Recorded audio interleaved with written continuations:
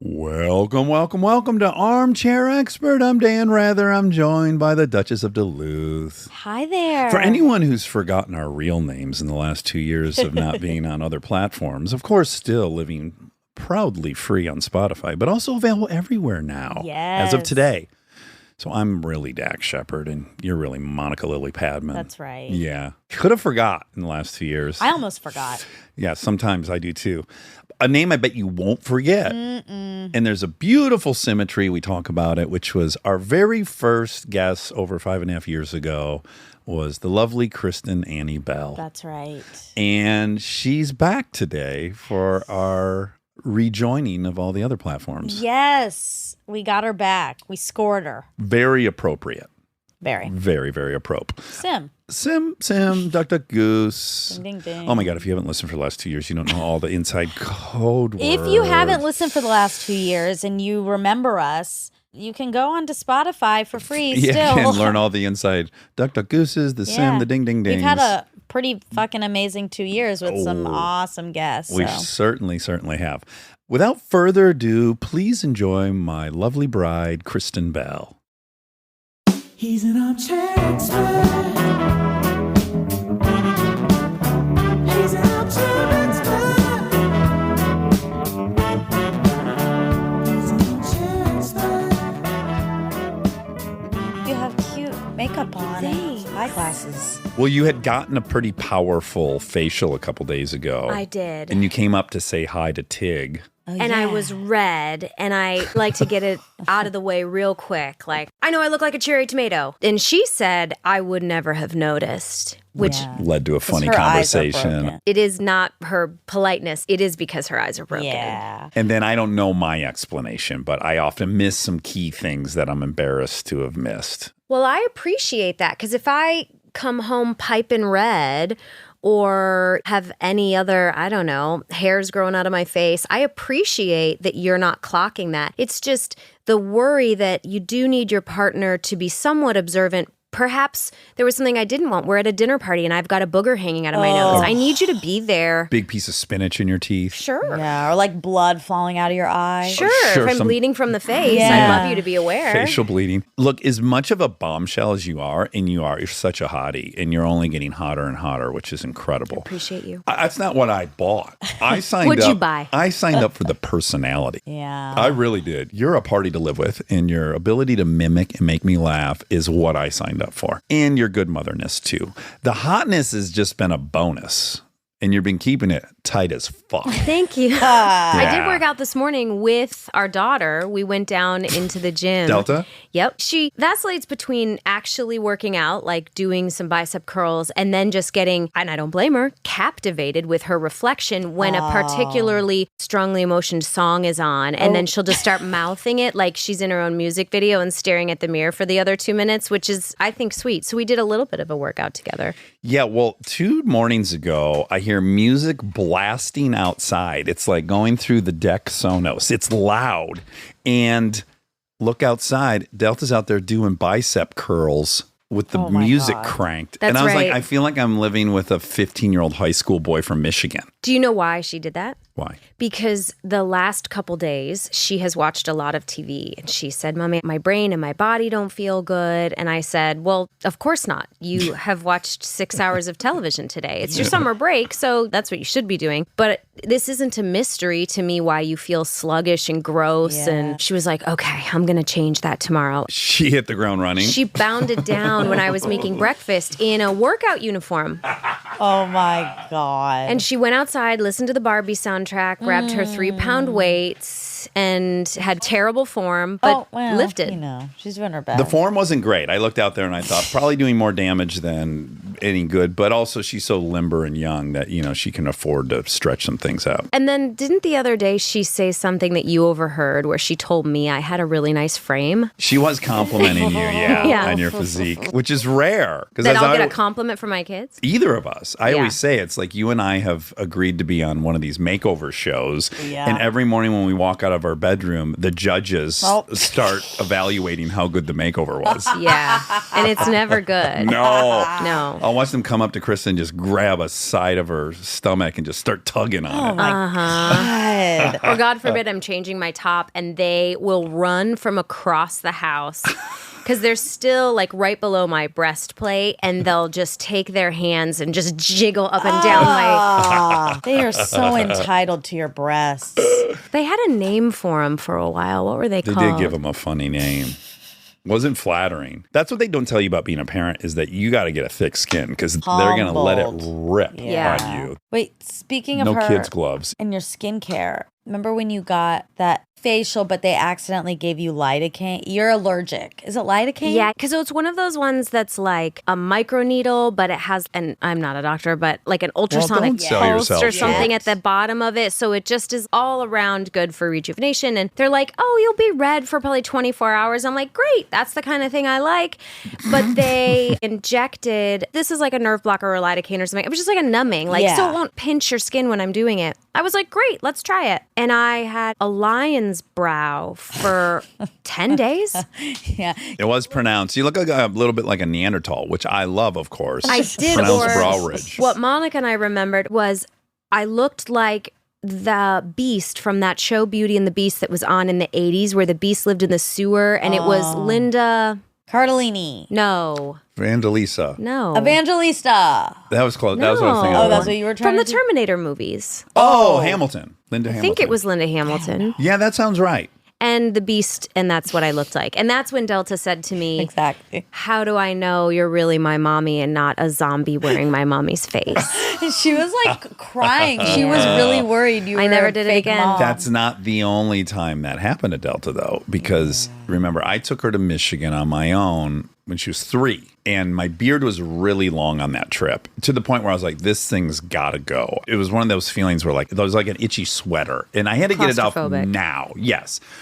And so I went into Meijer Thrifty Acres and bought a battery-powered beard trimmer, then went in the parking lot and shaved it all off while she was sitting in the car, just letting the fucking whiskers go all over the parking lot. And then I got back in the car and I turned to her. Still when she was in a car seat. She was in the back seat and I turned around and I go, okay, you ready to go? And she goes, you don't look like my daddy.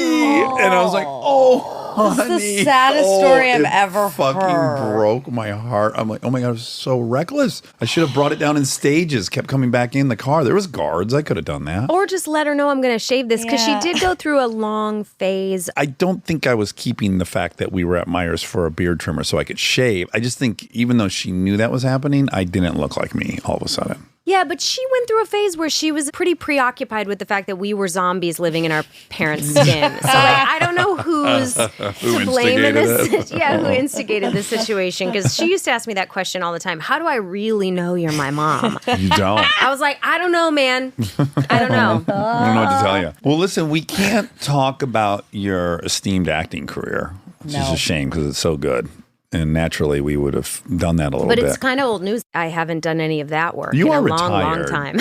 Yeah. You went on strike a You're on couple years ago. Yeah, you're on your own strike. You disagreed with the contracts a couple years ago, I think. But I thought a career of yours we could go through, and I'm lucky enough to be involved in some of it, is maybe your career in the tabloids. Oh. Where the fuck did my Okay. piece of paper go? Are you going to call this episode Kristen Bell overstays her welcome? No. I think you should. We're going to say No. Kristen Bell, by the grace of God, returns. up. No. Let's start there. Yeah, we're starting It's here. not necessary. Hold Yes, on. No, it it is. This is is. intentional. We are now back wide. Yeah. Back on every platform. Still free on Spotify. Today Spread is our eagle. first day. We are exactly. We're toe touching. We're spread eagle. Mm-hmm. And you are our first guest on our first Inaugural episode. Our episode. inaugural guest. And we thought it would be, for a lot of reasons, perfect to have you back for our first episode wide. Not to mention, you're on everyone's top 5 favorite guests. Oh, always. Always. Most listened to episodes, always. Yes. I credit you enormously for this even launching when it did. I don't think without you as that explosion of interest at the beginning, anyone would have even found it. Paid So attention. this is very appropriate. And I want to pull the curtain back. Uh-oh. Yesterday, I texted Kristen and said, hey, can you please help us and come on the show, basically. And I said, but I get if you're busy or you You don't didn't want say that. to. You were very kind in the way that you asked him, very responsible. Don't want to pressure you. I don't want to pressure you. Don't have to do you this. have a life. But if you'd like to, we'd love to have you. Yeah, and also we need you. Please help. Please help. Help. Help! And then you said, well, of course I will do whatever you guys want. Always, anything. But I'm just so bad at it. And I got so angry at that text. I yelled at her yesterday, too. I'm glad you were upset as well. I let you have it, didn't I? Listen, this truly isn't compliment fishing. And I love how much you guys love me. There's no relationships I value more. I just don't necessarily feel like I have a lot to say that is of value. I have a lot to do that is of value, but where I prioritize myself, it's not talking. We are opposites Because I'm a in that runaway way, right? train. You're linear. You can tell a story. So can you. Yes, You're a great storyteller. This is a false narrative in your head. And we're here to, this is an intervention. I'm getting Even mad at Bobby it. Wob's going to have some things to You're say. gonna How has her dismantle denial this? of her talent affected you, Rob? I bet in many ways. It's such horseshit. You're an incredible talk show guest. Those are planned. I know what I'm going to Yes, talk no. about. Hold on. Your very best talk show appearances in your career as a talk show guest were always Okay, with. that I'll give you that. Who were they with? Craig Ferguson. And were those planned? No, those were zero planned because he does not plan. Because the way those talk shows work is you talk to the segment producer, you say, what's been going on in your life? What areas would you like to talk about? Do you have any cute stories? You both suggest things, and then the talk show host gets some cue cards on their desk so they have prompts like, oh, tell me about your vacation. And the start of every single Craig Ferguson show, he looks at the audience, he rips his cards up, he throws them over his shoulder, and he just throws shit to the wind and decides what he's going to do. And that yielded a lot of results. Oh my God. They were incredible. You guys had a curve. great I think I did that show rapport. like 18 times or something because they Yeah. just kept calling like, someone fell out on Tuesday. Can you come in? And I'd be like, sure. But that was at a time when I think my confidence in that arena was higher. And now I feel like I'm so in mom mode that no one wants to hear what I have to say. And I just stopped thinking. Listen, Like my brain stopped working. the reason, in my expert opinion, those appearances were so great is that you guys had incredible chemistry. That's this intangible thing Yeah, you can't that's plan true. for or plot for. Like non-sexual flirting was happening. oh, Yeah, it was yeah. pretty sexual. Well, It might have come across as flirty and sexual, but it definitely wasn't ever. Like, I love his wife and know his kids, and it wasn't ever didn't feel boundary crossing. inappropriate. You could No, have- no. It wasn't inappropriate at all. But I Monica- also think he could have a crush on you, and you could have a crush on him, and that'd For be sure. fine. For And sure. that- But it's also okay that Monica and I are clarifying that in the world we live in right now. I don't want anyone to get the wrong idea. He is wonderful and was always very appropriate. oh, he as walks was I. the line. people He's a man of flirt. integrity. People flirt in a non-sexual way. I believe that. I think straight women flirt with each other. Yeah, that's straight Dax's men. whole game is flirting with every human Exactly. being well, he comes does in contact do it with. sexually. Well, no, I think I flirt with guys almost more Right. Yeah. than women because I'm assuming they're going to feel more comfortable with Right. And you said you'd be cool with everything up until tops off. it. Yes, there was an older actor on a movie that will remain unnamed who seemed to have a thing for me. And I would let him massage my shoulders and I gave him a hug every day. And I think there were some kisses on the cheeks. Oh. And the producer said to me, who's one of my friends, he said, how far are you going to let this thing go with X actor? And I said, I guess everything up till shirts off I'm comfortable with. And he said, okay, I feel like that's a good line for you to hold. Anyway, back to you being stupid. It's an ongoing process for you to fix your brain because when I was working very closely with you and I was writing stuff for you, I felt like you felt very attached to having me do 100. it. I was so dependent on saying this gigantic regurgitation of whatever I'd been feeling for the last couple days and then saying, is there any way you can organize these words to make them digestible for another human being? Because I did not feel confident to do it. You didn't feel confident, but you were capable. And I would tell you, yes, of course, I'll help, but you can do this. You just don't believe you can do it. Then why don't I ever know what to say, Monica? You're saying you say the Why perfect is thing my all brain the time. always blank? Explain this to me. We do have these really funny moments. We will often be laying in bed and it's quiet, and then I'll go Every night we do it. Well, no, we're chatty. We got to talk about going to 2. I'm going to write this down in my notes. Going to 2. Sorry, I didn't mean to sidetrack you. No, but I will say it's quiet, and then I'll go, "What are you thinking about?" Right? Because I'm having some very abstract kind of thing, and quite often you'll go, Nothing.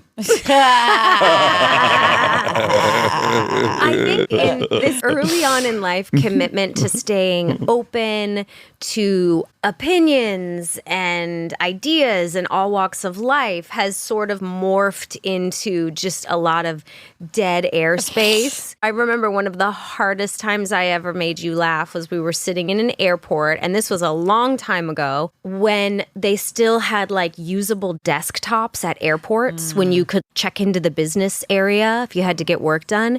And we were sitting there and you were doing something important, and I was kind of like cracking my knuckles. I looked over at you and I said, buddy, what should I Google? And it was a sincere question. Like, I want to learn something. I don't know. And that's been a runner for 16 years where I constantly say, buddy, what should I Google? What should I Google? That's where my brain is at all day. So I think there's a great opportunity for us to tell a couple stories collectively that have gotten themselves into popular mainstream. Hot water. Oh, sure. Right? Boil it. This is what I'm talking about, your career in the tabloids, which means probably both of our careers in the tabloids for the most part. But I want to hear one solo tabloid. Most of the good ones have been about maybe what sex toys we're buying. Yeah, there was one. Which, That like, was I one. wish we were that cool. I was going to go into it. There was one that said that we hosted orgies or swingers parties. But Remember I know, that? yes, and I know exactly where that came from. It's because you frequently make key party jokes. We'll have a dinner party or something, and as we're sitting down, you'll say, everybody leave your keys. Like, you use it as a joke. To many of the guests on this show, and Yeah. some of them, I realized afterwards, like, oh, we do not have the same sense of humor. I was like, hey, if you guys are ever in LA and you want to swing, you know.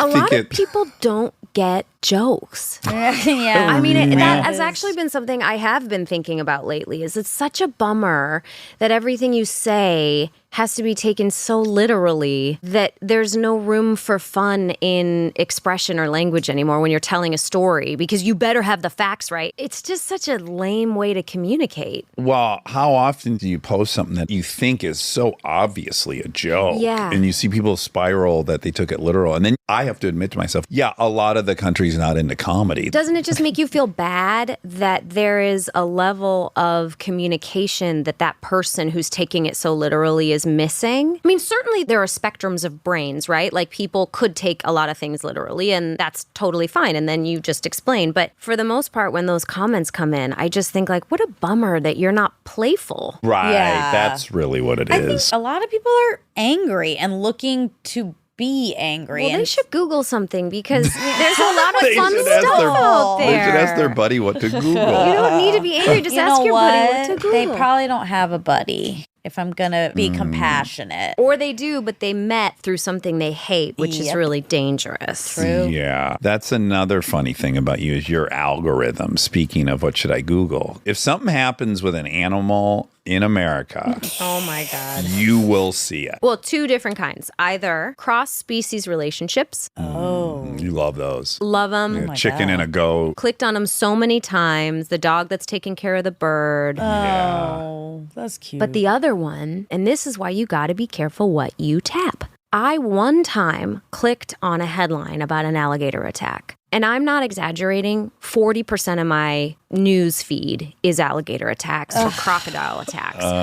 They're eating people in Florida at numbers you Hourly. can't comprehend. They're eating old people. They're eating old people's dogs. Children. They're eating children. They're grabbing people's legs. Okay. It's wild down there. They're indiscriminate. I see all of it now because of one click, and I wish it would go away. So if anyone has any advice as to how to change my reptilian algorithm, reptile attacks, I don't want it to be in there.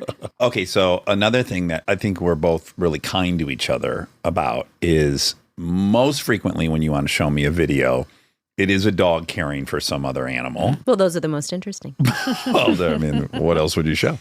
And I do my very best to be dialed in. Yeah. You do. And I DM you a lot of them. A and lot of 'em, You yeah. very often heart them or say, so cute, or XOXO. I really appreciate that. Are you effort. watching them? What's a percentage? If I had to assign a percentage, I would say, well, let me first defend why sometimes I might not watch them. Because often I'm like, is this one she showed me last night? She had sent it the day before and I didn't say anything. So now did I already see it last night? okay. So sometimes I don't know if I've already seen it. But I would say probably 65%, 70%. That's great. That is pretty good. And then conversely, what you do is I often show you some car stuff. Yeah. Look at this truck. Can you believe this guy jumped Listen this thing? to that motor. Yeah, listen to the V10 F1s. Can you imagine if they still sounded like that? And the You gotta- 460 SS PRXQ axle. Wow, is that a real thing? No, it's all, they make it all up when they talk. That's why you can't ever get a handle on it. There's no emotions in numbers. That's why us boys love numbers.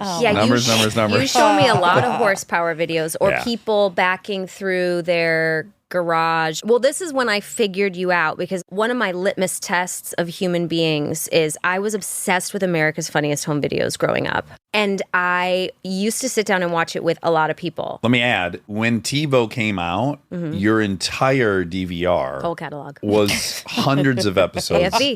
of AFV. That's right. So when I would show people AFV, I would watch them to see which ones they were laughing at. Are you laughing at the animal videos? Are you laughing at the baby videos? Are you laughing at old people falling? Are That's you laughing? Kristen. I'm an old person falling. Very mixed messages. But Nothing makes that's her my laugh. dark sense of humor coming through.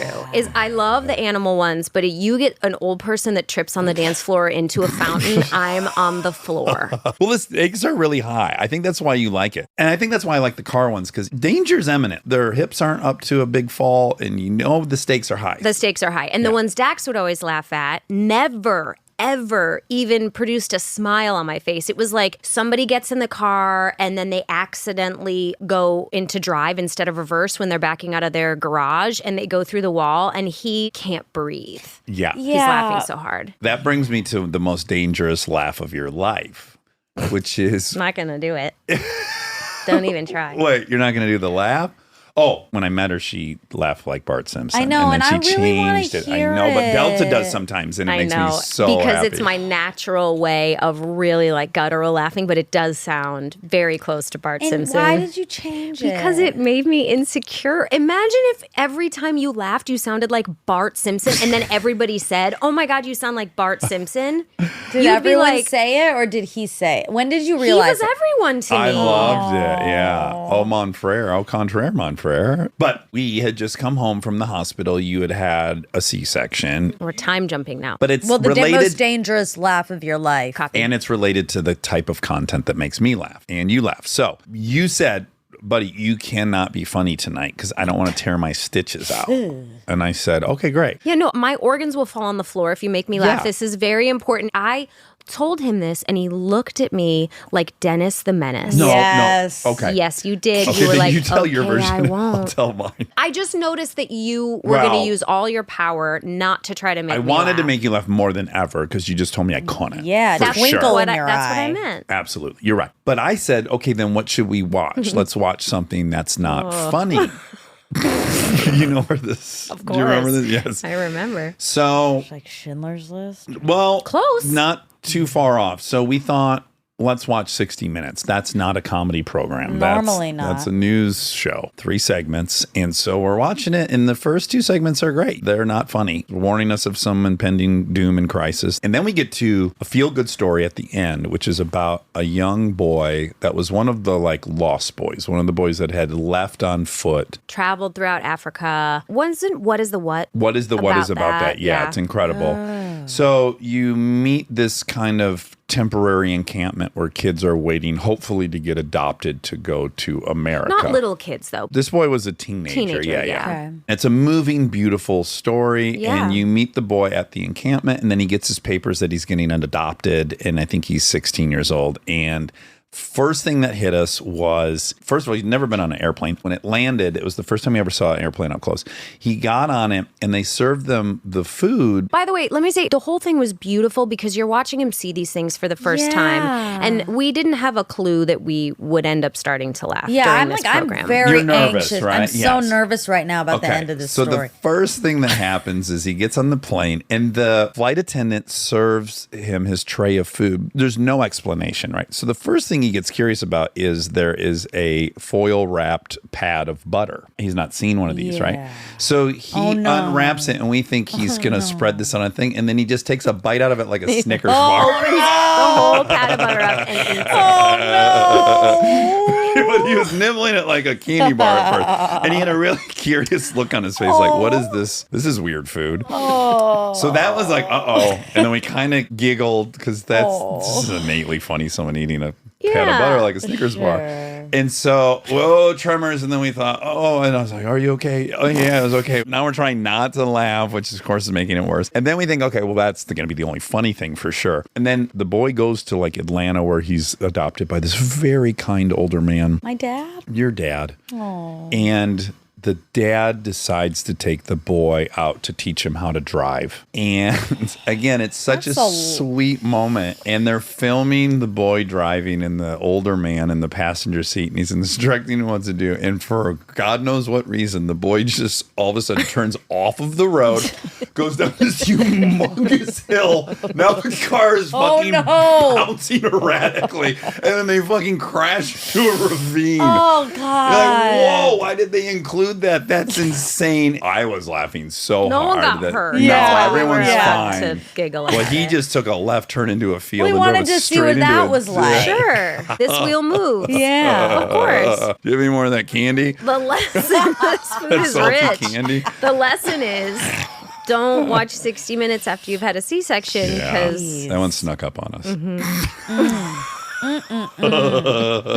Wait, what is the one you just wrote down? Going to 2. That's a cliffhanger I want to hear. Okay, you know what going to 2 is already, No. though. when we're laying in bed watching television at night, I don't remember how it started, but sometimes because we've seen so much behind the curtain, there are things we notice about the program that we don't think anyone else is noticing. Production issues, prop issues. Hair issues. Oh, I'm on hair patrol all the time. That's your area of expertise. Correct. Is Really? who's wearing extensions. I had a laser pointer at one time because you have to point out the right. lines of demarcation when you're not blending these I guess things. that's where it started. It started with a laser pointer before we were ever going to 2. But what you need to know is that on a set, there is assistant director, and then there's a second AD, and then there's PAs, and everyone has a walkie on themselves at all times, and they all have an earpiece in. So you'll often be talking to someone, and then you get a sense they're distracted, and then they say something, a non sequitur, and you realize, oh, they've just heard a message in their earpiece, and now they're talking.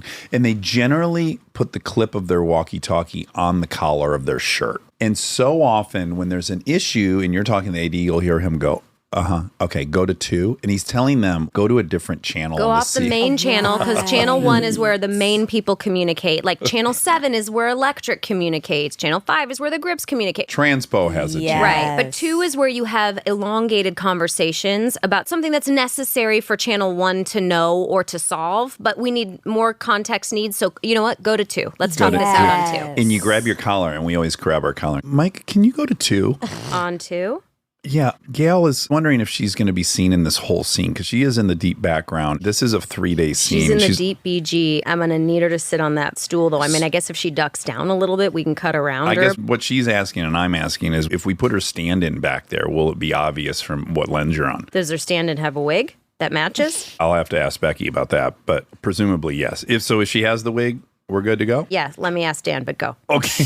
And so we have elongated You guys are conversations. role-playing. It takes us 2.5 hours to watch a 1-hour show quite often. When we were watching Yellowstone, we were doing it a lot because of prop things. How many cowboy hats Beth's did we have? makeup, she had been beat up in one season. She just wouldn't heal. And we were now like 3 seasons away, and there was a lot of going to 2. Going to 2 to talk to hair and makeup to see if the bruises matched from yesterday. Oh my God. Oh, great one the other day was we're watching City on the Hill, show we love. We're obsessed with Kevin Bacon in it. Oh, yeah. It's a scene in a restaurant. There's 2 people talking at the table. That's what the scene's about. We have 2 of the lead actors, and then there's a candle in the foreground on the table. An extra extra reaches in to light the candle while the main scene's going on. Most people wouldn't have even noticed this was happening. What? So the camera is over the extra's shoulder. The extra just leans in. All you see is maybe a tiny bit of side of face, neck, shoulder, and the hand reaching in to light the candle, meaning this is dinner time. Setting the scene. Correct. Yes, and the main scene you're supposed to be concentrating on is these two actors that are mid-conversation. But what either of us noticed was that the extra lighting the candle had one of these 14-inch long candle lighter matches, but he was choked up all the way next to the sulfur. So his fingers were clearly being burnt, and he has to reach deep into this candle to get the candle lit. And you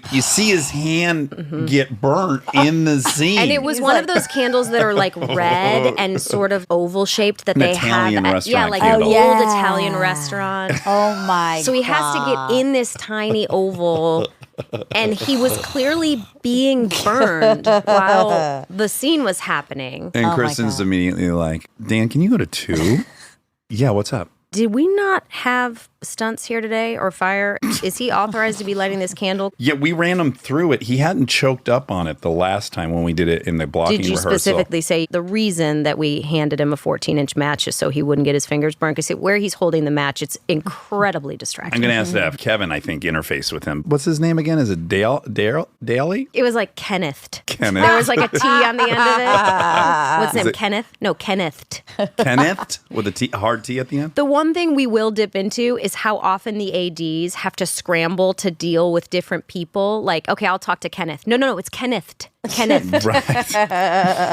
So anyways, that's most of our time watching TV is going to 2 to air like some the AD concerns. department. Yes. Do you guys think you would have been able to marry someone not in the industry? Been able to, maybe, but it wouldn't have been as fun because there's so much inside baseball. You don't have to be in show business, but what I've discovered is how fun it is to have the same job so you can talk shop all the time. Yeah. I wouldn't have known we were missing out on it, but now that we have it, I'd say it's nearly the foundation for our whole relationship. I is would how agree. much fun we have in bed, goofing on show business. It's lovely. It's a level of connection that surpasses our attraction to each other. Yeah, it's so fun. The highlight of my day is that hour and a half Going to deconstructing, going to 2. Eric and Molly will often say watching TV with us ruins movies and TV. I mean, I used to watch a ton of TV with you too. But you know a lot of this stuff on your own. Yeah, but sometimes I was like, one Hair time police. specifically, I was mad because you were really picking apart this person's tongue. Oh, well, let's not talk about that. Well, it happened. That person did have a really big tongue, though. It wasn't mean. What I noticed is, he's struggling to keep it in his mouth while he's... Right. And once you notice that, you really see it a lot. And it wasn't mean. I wasn't like they're unattractive or anything. I just like, he has his hands full with his tongue. It's very large and it wants to come out of his mouth while he's talking. No one else would have noticed that except you guys. I don't know if that's true. I really Monica. think it's true. I really think it's true. I feel like an ear, nose, and throat person definitely Yeah. would have been Okay. like, Speech. larger than life tongue. I see. Speech pathologist would have been like, that's Sure. hard to... Okay, you're right. There's He's a ma- few professions. A speech pathologist would have probably said he had his hands full with that tongue, Right. but he's mastered it. He'd Like probably his be proud. mouthful with that tongue. Yeah, he has a mouthful. Stay tuned for more Armchair Expert, if you dare.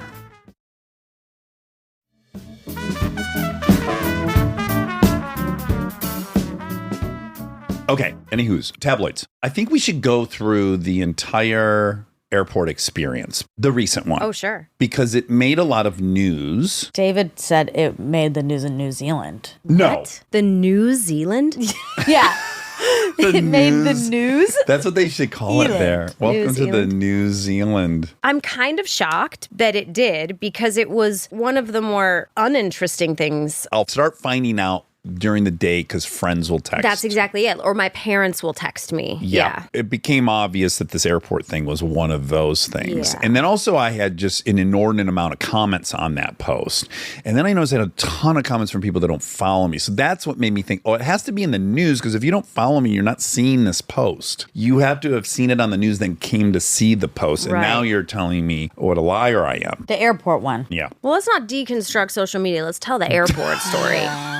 Okay. So we had been on this incredible life-changing vacation. Right. We went to Martha's Vineyard. I had a lot of old friends that live there. Yes. I want to give a shout out to Tom, my new best friend. So one of my best friends from college, Ariel, who is now a wonderful designer, her parents lived on Martha's Vineyard. And so when we were in New York together, I remember them as an 18-year-old being such a part of my life. They would like come in and see every show I was in. And they were just like a wonderful East Coast family. Tom and Joanne Ash. So they live in Martha's Vineyard. Also, Ted and Mary were out in Martha's Vineyard. So we wanted to be able to see some old friends. We go for 2 weeks. It was beautiful. The weather was perfect. We take the ferry back into Boston.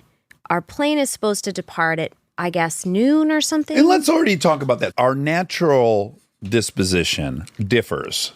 I tend to want to get to the airport earlier than you do. Yeah, I don't think we need to be there the day before. Exactly. I think that's prerequisite knowledge. So there's always a little bit of tension when we're going to travel because I probably like to be out of the door minimally a half an hour earlier than you'd like to be out of the door. You really do like to leave like 45 minutes prior to whatever the traffic says. And I'm just like, that's so much of our day. I get it. Well, you're an efficient gal. That's how true. you live your life. It's really down to The wire. You are at your worst at the airport. And I know Absolutely. that. And I try to be a good support system because authority does not. Yeah, it's embarrassing. It doesn't work well for you. So getting there early is a good idea. Yep. So when we left Martha's Vineyard, you had already pretty much made a concession. We got on the noon ferry, even though it was probably plausible we could have taken the 1 p.m. ferry. So we had to wake up kind of early. We had to clean the house. We had to return a rental car. We had to get luggage onto a ferry. And then we got on a party bus. We're with 2 families. There's 8 of us. Right, because we didn't want to rent 2 cars. So we rented a Sprinter van so everyone could be in there. It was wonderful. And it's a 2-hour drive from Woods Hole. the Woods Hole ferry to the Boston airport. And so when we depart from the ferry, Woods Hole, it looks like Kristen's right. We're getting close to Boston, and it looks like we're probably going to be at the airport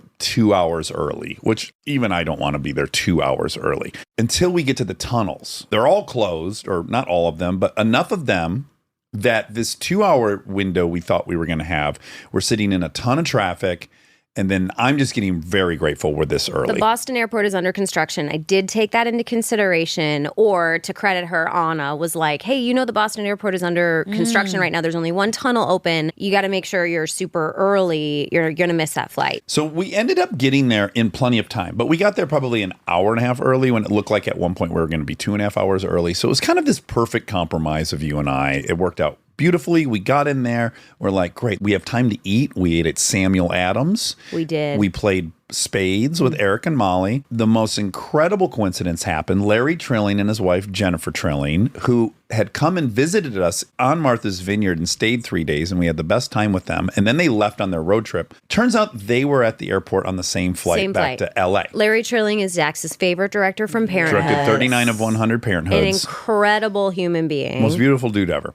And Jen, his wife, is incredible. So we're pumped. They're there at the airport. We're all on the same flight. This is fun. They said hi to us, and we carry on. Then when lunch is over, we found out the flight's delayed an hour, right? And the flight was originally supposed to leave at 3. And then it gets announced it's going to be an hour delayed again. Apparently, there's bad weather in Providence, Rhode Island, where our plane is leaving from to come pick us up in Boston. So everything's grounded in Providence. So now we're just watching the weather, and this goes on. It gets delayed an hour, then 2 hours, then 3 hours, then 4 hours.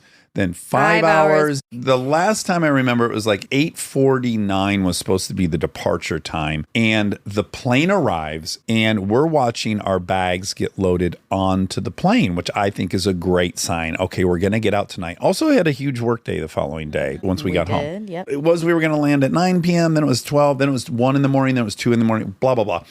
Once the baggage gets on the plane, we start getting pretty optimistic. And now we're watching this, but it gets delayed again. And then at some point they come over and they say, the pilot heard something on the plane. We're going to look at it for a mechanical issue. He wants it to be checked out. And there was this collective groan throughout the whole terminal of like, oh, we just want to get up. Right. And Yeah. And I'm texting with you and Rob going like, I think I'm getting home. I don't think I'm getting home. You know. I want to be a part of that collective groan, except for the fact that if the pilot doesn't like a sound he's hearing, I for sure want him to say, I need this checked out before we get on the plane. Like, I was grateful that he was like, I ain't trying to make y'all happy. I'm trying to keep you safe. Yes, and I don't want to alive. be peer pressured into just taking this plane off and crashing Exactly. it. So Yeah. I was grateful for that, but it was frustrating. We had 4 kids with us. They were doing spectacularly. They were. I think as a mom, I'm clocking when they last slept, when they last ate. Yeah. And I'm knowing the Sam Adams meal at that restaurant was a while ago. Yeah. It was 6 hours ago at this point, and there's only so long I can give them peanuts and And they're goldfish. shutting down restaurants. So you're trying to decide, should we get one last meal What am I in? going to feed my kid? Yeah, exactly. Okay.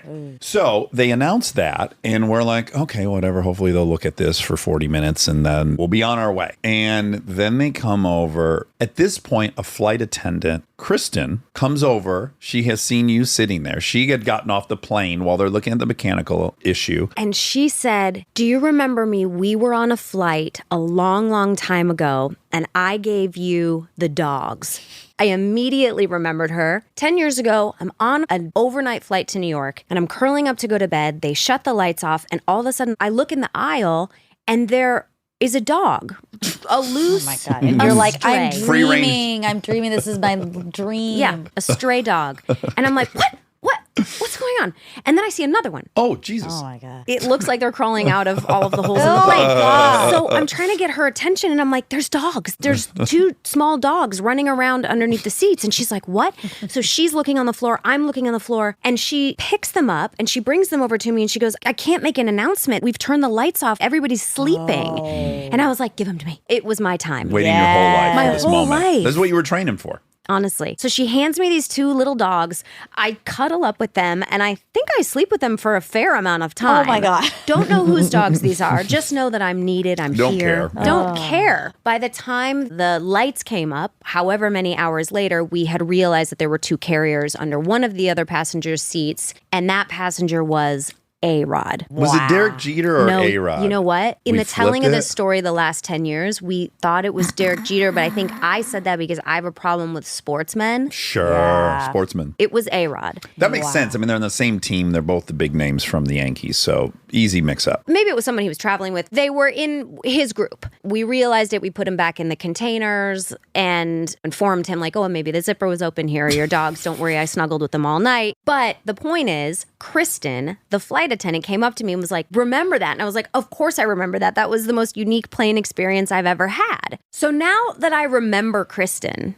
this is incredible because I can ask her, like, is the sound he heard a huge deal or a small deal? What do you think the chances are? Because now we're just having casual conversation because she's waiting to get back on the plane. What we find out pretty quickly, and they make an announcement, is the crew has timed out. They can only be on the clock for so long. So if the flight hadn't left by like 9:50, the crew was going to time out, and they did not address the mechanical issue in that window. She said, we've got about 15 minutes left before we time out. It doesn't look to me like they're going to come to a conclusion about this mechanical issue. And once we're timed out, they have to find us a hotel, and we have to have a 10-hour turnaround.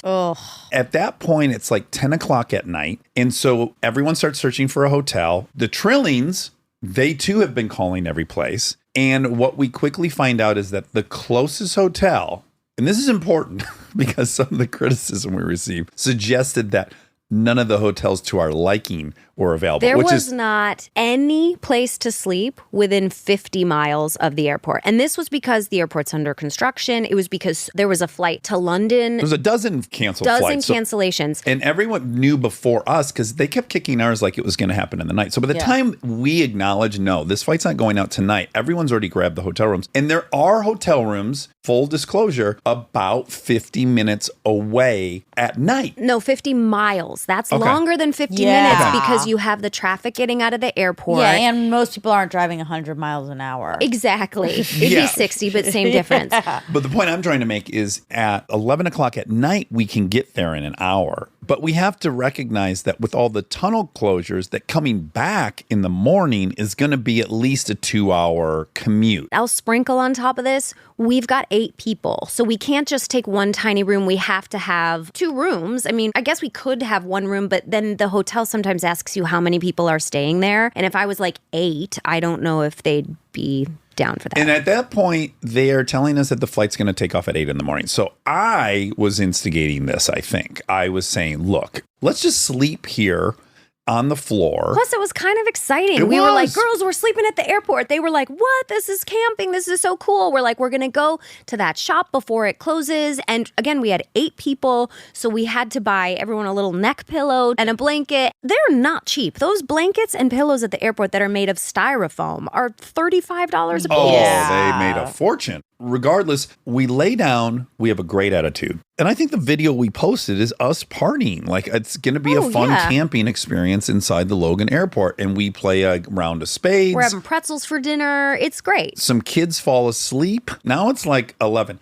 Now, Larry and his wife had talked to a best friend who lived in Wellesley. Larry said, hey, we're going to go to our friend's house, and they said you could come too. I said, yes, let me talk to Dax. That's right. And then I'm a lot more codependent, so I'm like, I'm not showing up at stranger's house with 8 people, 4 kids. Now this is where I'm switching to like, let's just fucking commit to this and do this. Let's stop coming up with other plans. Let's just go to sleep. It'll be fine. I've slept in the airport a bunch of times. So Larry and Jen leave. They leave at like 11 o'clock at night or something. Someone comes and tells us, hey, they're going to kick you out of here at 1 a.m. TSA is going to come kick you out. There's so many people sleeping in the airport. At that point, I don't believe this random woman who told me that. There are so many people sleeping by our gate. And at one point in the midst of all this, the flight attendants are kind enough to go onto the plane and grab some pillows and blankets from the plane. And they start unloading them. And there's 2 older couples right next to us. They give them like a blanket and a pillow. There's another family that needs them. So they're handing these out. And then I said, do you know if they're bringing any more pillows and blankets off the plane? And she said, I don't know. I'm off the plane. And in my head, I was like, well, I can see that. Obviously. I said, do you know if they're bringing any more off, or is there some way I could ask the people on the plane? There's actually a lot of people out here. Could you bring kind of all of them? And she looked at me and said, well, technically, they're not supposed to be bringing those pillows and blankets off. Oh, Lord. And I, for the first time in my life, got sassy. And I said, right, well, technically, the plane was supposed to take off. Boom. Wow. It finally rubbed off on her. Now she's getting into confrontation. She, I'll tell you, did not like that. Yeah, how'd that go over? Not well. She then turned her back, which was understandable. But I will say this is a very new feeling for me. I turned away and I felt like I nailed it. You did. I was felt good about it. I did. I was like, I'm asking for pillows and blankets for not just us, but for all the people sleeping at this gate. Yes. There are 70-year-old people trying to get on here. I was asking about something very reasonable. Yes, I understand you're tired. And also, I thought it was a great zinger. Yeah, it was good. It's good. That's good. Very solid. It's a great first foray into public confrontation. Yeah, back sass. What do you call? What do you? Back talk? Back talk. Yeah. Okay, now I just got to add one other element. So we're actually being advised at some point that we should get in a car and drive to New York. The flights aren't going to leave the next day either. But we're kind of held hostage by the fact that our bags are on that plane, and now they take the plane away to where they're going to work on it extensively. So we're not getting our bags. And this is huge. We find out about 12:30 a.m. because the entire flight crew is still sitting at the gate, and they're all on their phones. And what they learn is that they are going to have to drive to Providence, Rhode Island. That's the closest hotel for them. Once they get there, they're going to need 10 hours from when the door shuts on the hotel room To when the door opens again. Yes. For anyone who says we were lying about there not being any hotels, yes, there were some in Providence, Rhode Island, where the crew had just left from and then had to drive to. And they knew the following morning it was going to be like at least 2.5 hour commute from Providence to get back in rush hour. It became clear that even if they left that second to go to Providence, this is going to be a 14-hour turnaround all in. And in addition, I'll just speak to how great this flight crew was, because Kristen was like, I also heard the rumor that TSA is coming up here at 1 a.m. to clear everyone out. She was like, once you're through TSA, you're through TSA. Let me ask some questions. Ask TSA, are you going to do this, or are you guys going to make an exception? And she was taken care of everyone in our area so well. Because even when we found out the flight was going to leave now at 11 or 12, we were still kind of pot committed. We're like, we still don't have our luggage. Even if we left now, what's the point? We're still going to do this. Then we found out that they're going to kick us out at 1 a.m. She came out with bad news. She said, unfortunately, it's some sort of policy here. They're going to take you down to baggage claim at 1 a.m. and offer you cots. So then I finally cave. And I'm like, okay, you guys are right. I'm going to try texting Larry. I already felt uncomfortable about it at 11, but now it was 12:30 at night. Text him, is there any way we can still come? He's like, of course, go downstairs. Now a lot of people are leaving. 35-minute cab wait. He had already taken his sleep aids. Yes, Dax had. yes. Yeah, I'm going to leave PM, half a trazodone, and some melatonin. It's a race against the clock. It really is. It's a race against me and the two girls dragging his body into this cab. And we have a lot of luggage. We've been gone for 3 weeks, so I've got bags to carry. Finally, we get to Larry's friend's house, John and Krista. And I want to add, we've had a great time.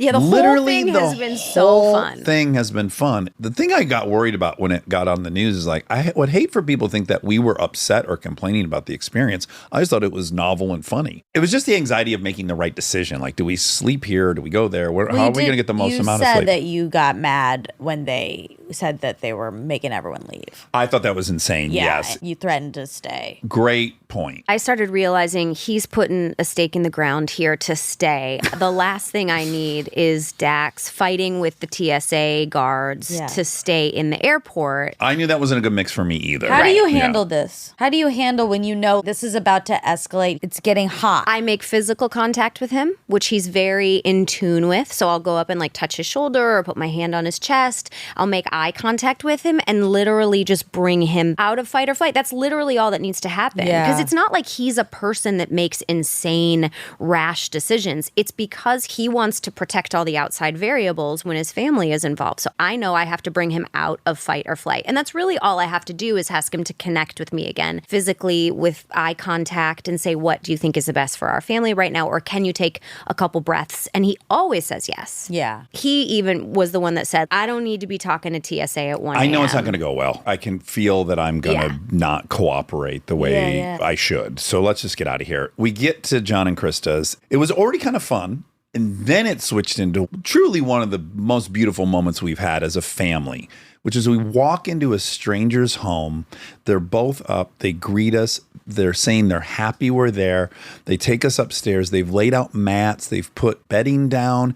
And it was just this insane act of hospitality that you don't experience much in life. And having had that feeling of like, yeah, I got to get these kids down somewhere, and that these kind people were willing to house 10 people. And they were so nice and fun. I walk into the dining room and there's knitting being blocked all over the dining room table. And I was like, Krista, what is this? She's like, oh, I knit on the side. I have like an Etsy shop. There's the most beautiful knitted like mittens and hats being blocked for things she sold on Etsy. There's also music books everywhere and a lot of instruments. I was like, what is all this? She's like, oh, I'm an opera singer. Oh my God. I was like, what? Yeah. It'd be like if the guy was an AMM motorcycle champion that we... Exactly. We sleep there so soundly.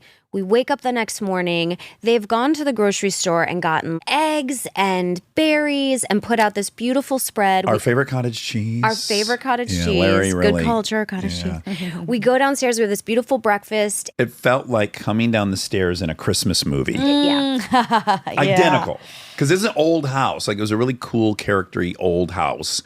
And there's this huge breakfast made, and everyone's happy, and there's 12 people in the kitchen. But Krista's not there. John's like, I'm so sorry Krista couldn't be here.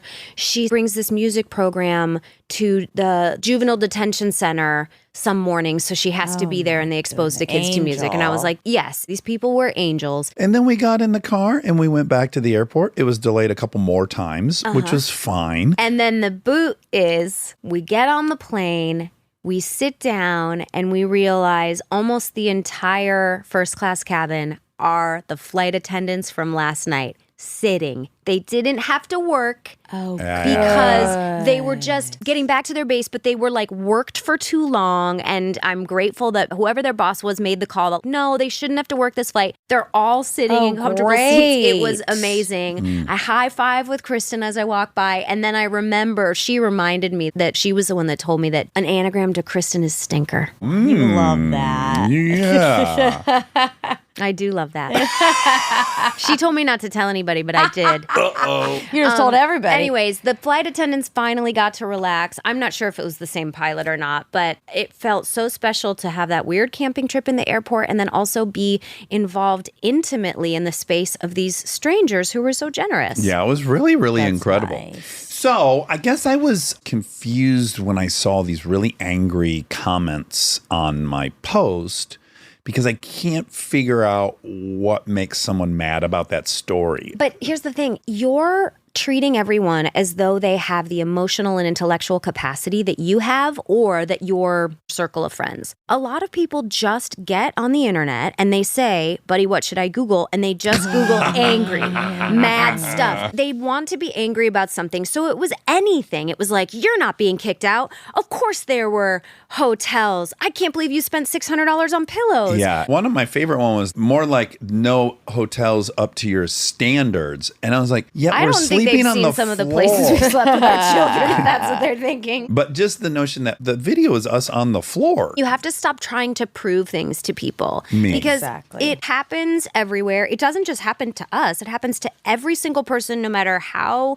known you are on social media. Someone makes a comment and you just have to ignore them because they're not on your level. People suffer from outrage addiction. I concede to all that. And I'm not trying to change anyone, but I am always going to try to figure out what's actually going on underneath of that. That is always going to interest me. And I'm always going to want to Yeah. figure out someone's motive for that. And I guess my conclusion after this, which you guys may or may not agree with, it was so hostile and angry that I thought this has to be part of the political schism.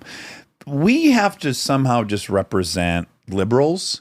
And no matter what we would do, it would be proof that we're crazy or stupid or whatever. It felt like there's something political. This is not how it was, the sloth video. When it went viral, there was not any vitriol hatred towards us. And the country was much less polarized back then. Like, it was just like, oh yeah, that's funny. And she looks really cute that she's that excited for a sloth to be at her And they birthday have a party. wild animal in their home. And yeah. Yeah, people could have said like these Was entitled there assholes. even no Instagram then? Twitter. We were fully on Twitter But- during that period. But I feel like social media hadn't become what it is now at that time. And who knows now if you had posted the sloth video, even then, if there was social media. It's undeniable. Over the last 6 years, the country's gotten extremely politically polarized. And Twitter was always a place to talk shit from the get. And by the way, have anecdotal experiences like where we've been going to the sand dunes for me 16 years, but 10 years as a family. There used to be this lovely understanding like, oh yeah, you guys are liberals, we're conservatives, but we're all here for our family. But it got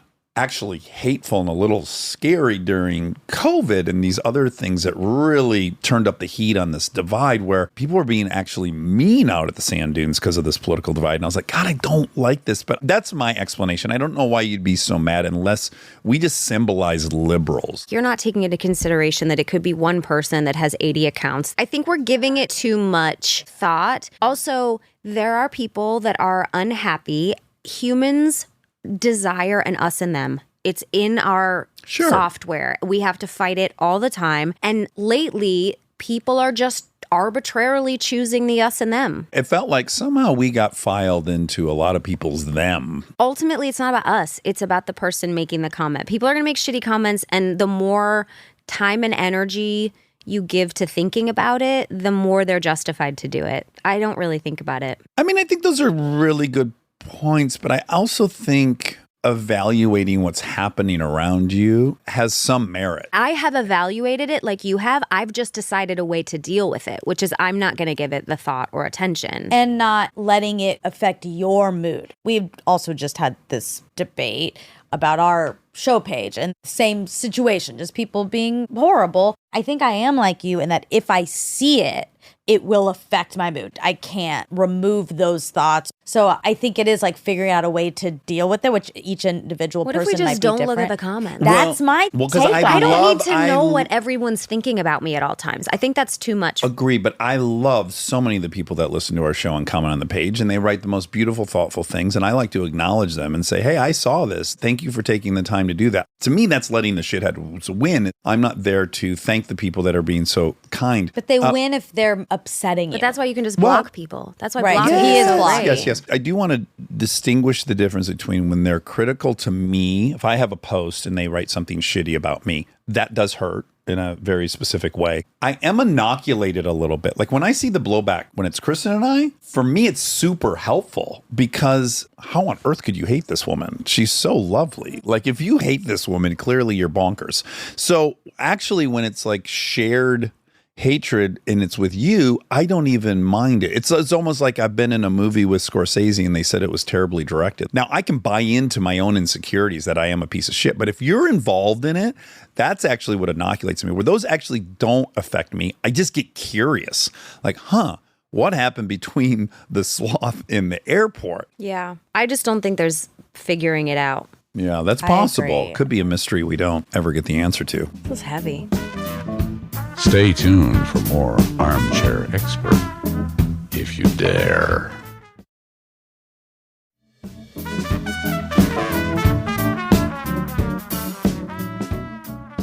Well, I had some fun questions. This was fun. Yeah. Because you said tabloids. I didn't know how many you were going Do you to. want to Like, do some more? The only other one I wanted to see that people seem to be really upset. You know, we've had a list of them in the last few years. Is that we don't shower, we're gross because we don't shower, and we don't bathe our that kids. was Neil and Ashton saying that they bathe their kids when they're stinky. Everybody does that. Yeah, when yeah. they stink, you bathe them. Somehow the four of us don't shower was one little wave of stories that was going around a couple years ago. Okay. It was like they would get asked on talk shows about it and stuff. But a new one is the fact that the girls drink NA beer sometimes. Oh, yeah. People are very upset about that. They're allowed to be upset about that because they're not their kids. Well, there's that. It's not your kid. You can think whatever you want. But I will add, this is where we're different, and you're at peace and I'm not. Orange juice has a 0.5% ABV alcohol by volume. It does. Heineken has a 0.0.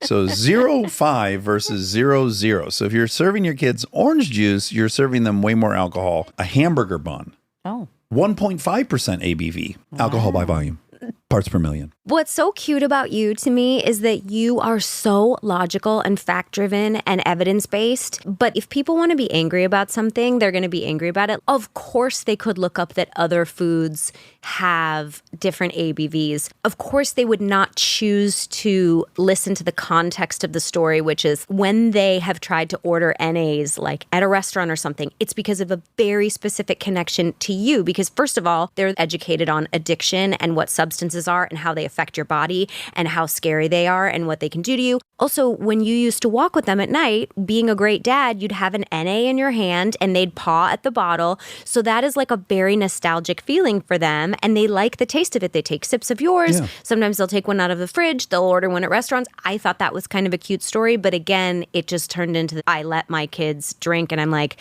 none of this seems to connect, seeing as though you're so open about sobriety and addiction. And we're a family that strives to educate everyone about substances. Well, here's another piece of the puzzle, which is obviously PPP, parts per puzzle. Parts per puzzle. When people are critical to you, I get pretty emboldened. So if like I read people are trying to insinuate you're a bad mom because of this NA, then I'm like, well, let me hit you with the facts. You're full of shit. I want to have a confrontation or a debate But with she anyone. knows she's a good mom. I know, but I'm always going to feel protective. I appreciate that. If anyone has a problem with the fact that I let my kids drink NA beer sometimes, that's fine with me because Yeah. I'm not going to change based on what anyone else Yeah, says because this is our exactly. family and not your business. Right. Okay. That can be the last. Sex parties, henpecked. There's a bunch. Cars in the Oh my driveway. God, I do just want to say henpecked. there's That was one my real. favorite. If you do read this tabloid thing that a neighbor complained. Well, if a neighbor complained, we know who it was. Yeah, I think that was a I neighbor. would not be surprised if a neighbor. Of course not.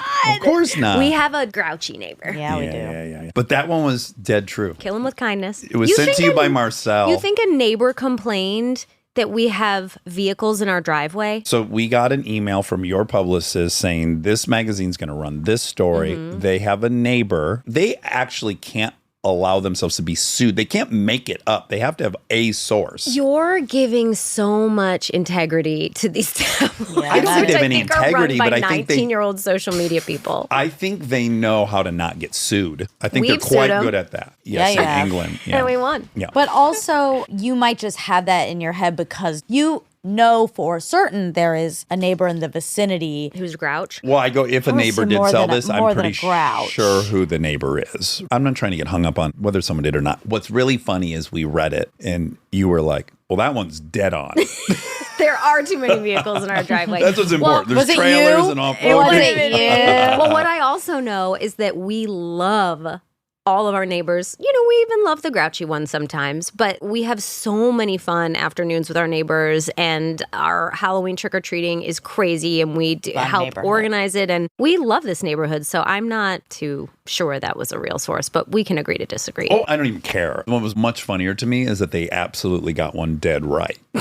After them saying we're having sex orgies or that I'm henpecked don't or that think you you're drug test henpecked? me every day. No, I think everything's very groovy. But that one was spot on. Real quick before I do these, because you said kill him with kindness. I am over killing that neighbor with kindness because I did for a long time. I do believe that doesn't work on some people.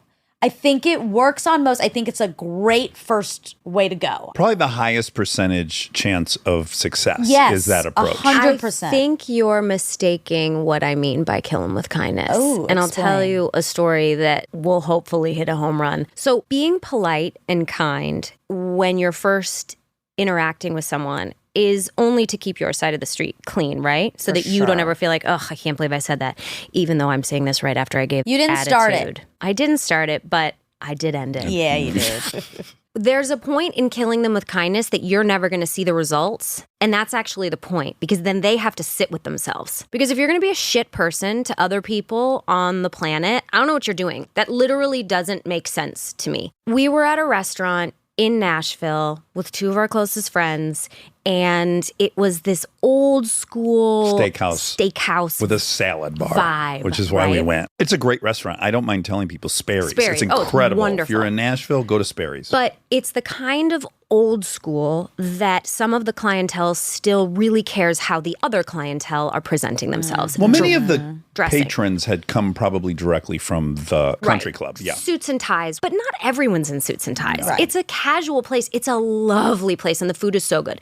So we're sitting there, and Dax goes to the restroom, and Huey and I overhear that the man at the table next to us is complaining that Dax is wearing a t-shirt. And he is complaining pretty loudly to his wife. Everything's going downhill. This fucking guy's in a t-shirt. And Huey and I are kind of laughing. Huey's interpretation was it was intentionally for you guys to hear, which I'm Right. inclined to think. My reaction was, oh, I feel so bad for this guy. He's so concerned with how other people are dressing, and he Yes. doesn't even think about the fact that this is a cool restaurant and the food is good and he's with his wife. He's Exactly. missing the point. Dax comes back. Huey tells him the story, and Dax starts to bristle a little bit, just like, why would someone be insulting me Well, from look, the it's next a table? bullseye of my insecurities, which is I'm low rent, we're the Yeah. poor family, Yeah. I don't belong here. It's perfect And I to said, set me stop, off. stop, stop, hold on. They're about to leave. He goes to the bathroom, the man. I said, Dax, grab the waiter. I said, pay for that guy's dinner. Dax grabs the waiter and says, I'd love to pay for this table's dinner. He pays for the people's dinner, which I thought was an absolute kill him with kindness bullseye. Yeah. The older man comes back,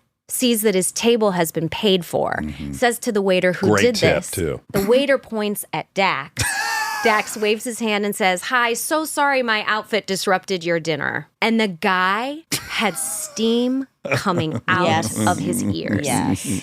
And they got up and left, and his wife They was took the long way out. rolling her eyes like, you are such a chump, because he was being a chump. Yeah. Stop concerning yourself with how everyone else is dressing or being or acting. Just do you.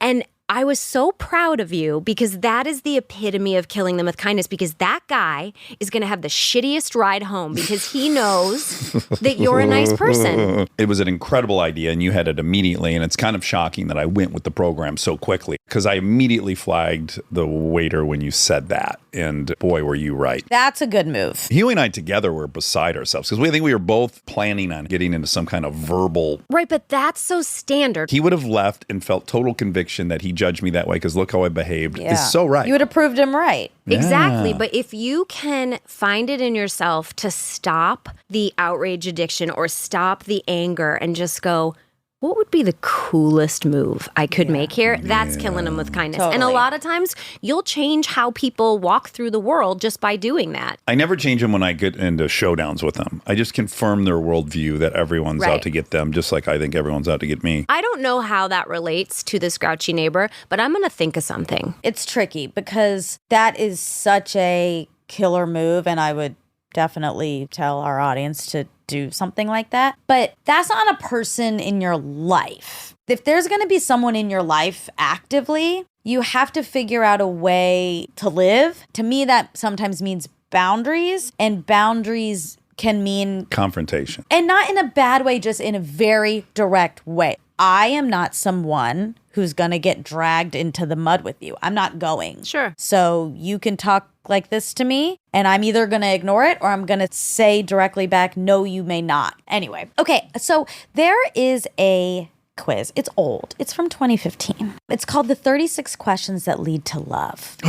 Okay. It's from the New York Times. Very trusted brand. And This is fun. I know. Yeah. Now it's getting fun. Okay. This got so heavy Took a for a while. while. I Sorry. thought you would like Well, this. look, our very first episode, we were Fighting? Yeah, a little I bit. know, but this is why I get insecure. Oh, but we weren't even fighting. No, I know, just heavy. But you're good at heavy combos. Okay. Yeah. Yeah, you get deep. Okay, so this refers to a study by the psychologist Arthur Aaron that explores whether intimacy between two strangers can be accelerated by having them ask each other a specific series of personal questions. The 36 questions in the study are broken up into 3 sets, so we won't be able to do them all, obviously. And you guys are already in love, but I still think they're fun. And I've done this at a dinner Starters. party where we just went around the list and it was fun. Okay, so I'm just going to pick some and you both are going to answer. Okay. At the same time, No. Okay. it's not a competition. No, no, Oh, no. well, then we It's are not friendly, no, interested. then you don't get it. Okay, we'll start with a light one. What would constitute a perfect day for you? I think I can answer yours better than I can answer mine. What's Do you mine? feel that way too? Mm-hmm. It would be a dead quiet morning.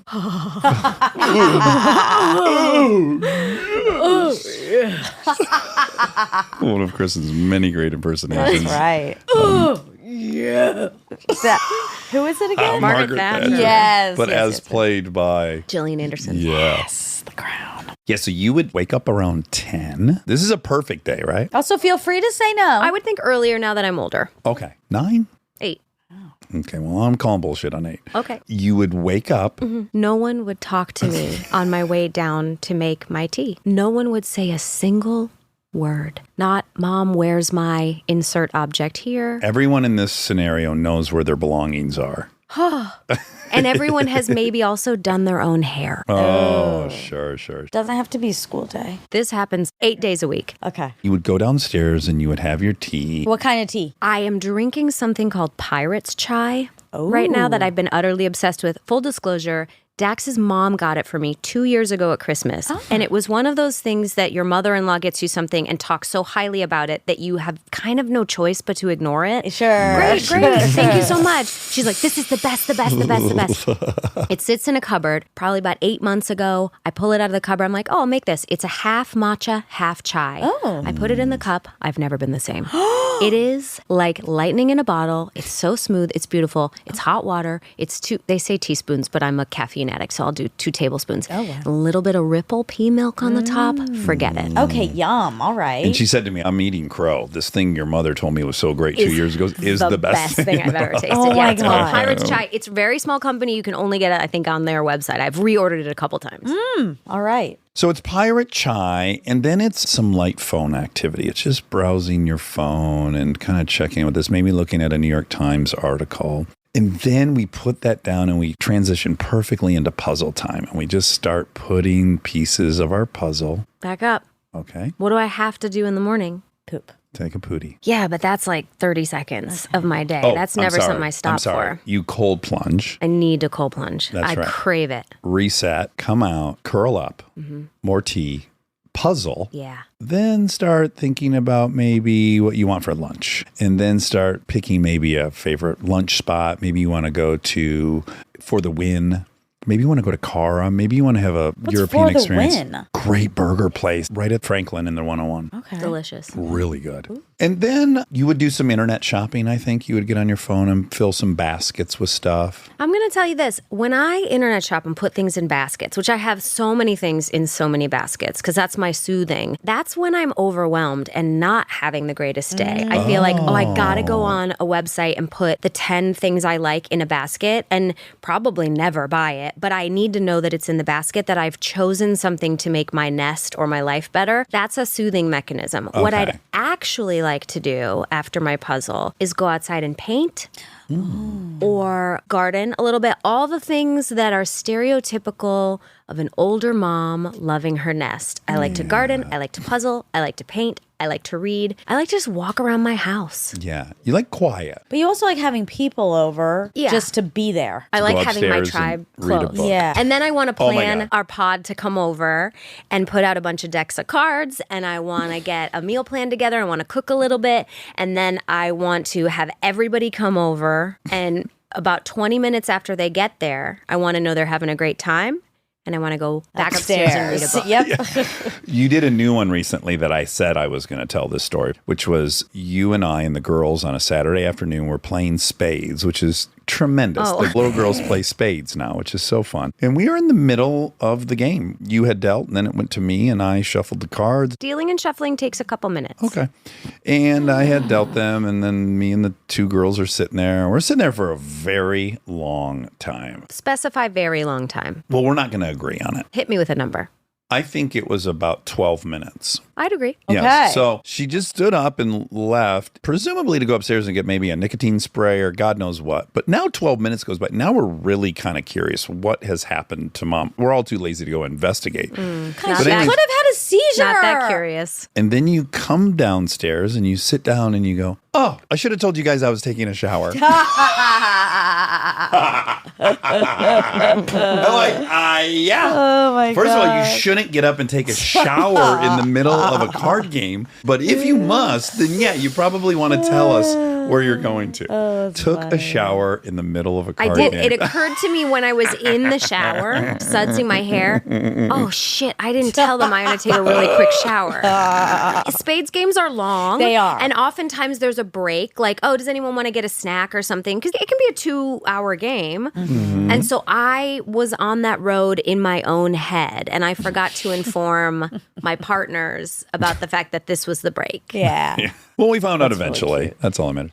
Okay. New question? Do you want to do his? I think it would be waking up. I'm not sure what time your body wants to wake up these It's getting days. more and more confusing. I know, that's why Yeah. I said I want you to pull mine back, because now sometimes I pop awake at 7 a.m. and I'm like, I'm a grandparent. You would wake up. You would also have silence because you would be able to meditate, and then you would be able to journal for your 20 minutes, and then you would write an hour of prose, because after that hour, you'd feel very accomplished. Yeah, like myself. Yes. Yeah. Then you'd come downstairs and you'd cold plunge. By the way, after the meditation, coffee would start just in the IV drip. You'd cold plunge. And then you would go outside and lift weights feverishly in I'm getting erect just the hearing garage. this. Yep. And then you would do some sprints Ooh. in the yard, Oh my gosh. because then you would feel like you can do whatever you want with the rest of your afternoon because you'd accomplished everything. And what you'd want to do, I think, is find a really good movie at a theater that has some sort of IMAX or good Dolby sound, and go see it, and then come home and have a maybe small interactive dinner party where you could play spades for the next few hours. God, that sounds like a good day. And then you would order barbecue. yeah. And then you would have me or someone else put the kids to bed, because it's just such a thing Sure. with them. Well, it's like an hour of Harry Potter now. Only because of how long it is, not because you don't love to do I it. come in, I do 15 minutes of it. Yeah, you do a great job. Yeah. Good job. No, you do a great job. It's just their needs are different all the time, so it takes a long time to put them down. And then there would still be people over. Then we'd go downstairs and watch another movie. Maybe sauna in there, but yes. Yeah. Have a good sweat with Oh, and everyone. what about F1 in there? Oh, Is sure. it also an F1 weekend? If it were an F1 weekend, the whole weekend has to change. Or we'd have access finally to the Sky Zone. Is it called Sky Zone? No, Sky that's Sports. the trampoline park. Yeah, that's a good place, though. Sky Sports F1 channel, which would just be on in the background all day. Oh, that's nice. Okay. Cream in my jeans. Great. So she got it. She nailed Yeah, it. much better than I did. No, Yeah, I think so. Good job, buddy. thanks. Okay, this one's quick.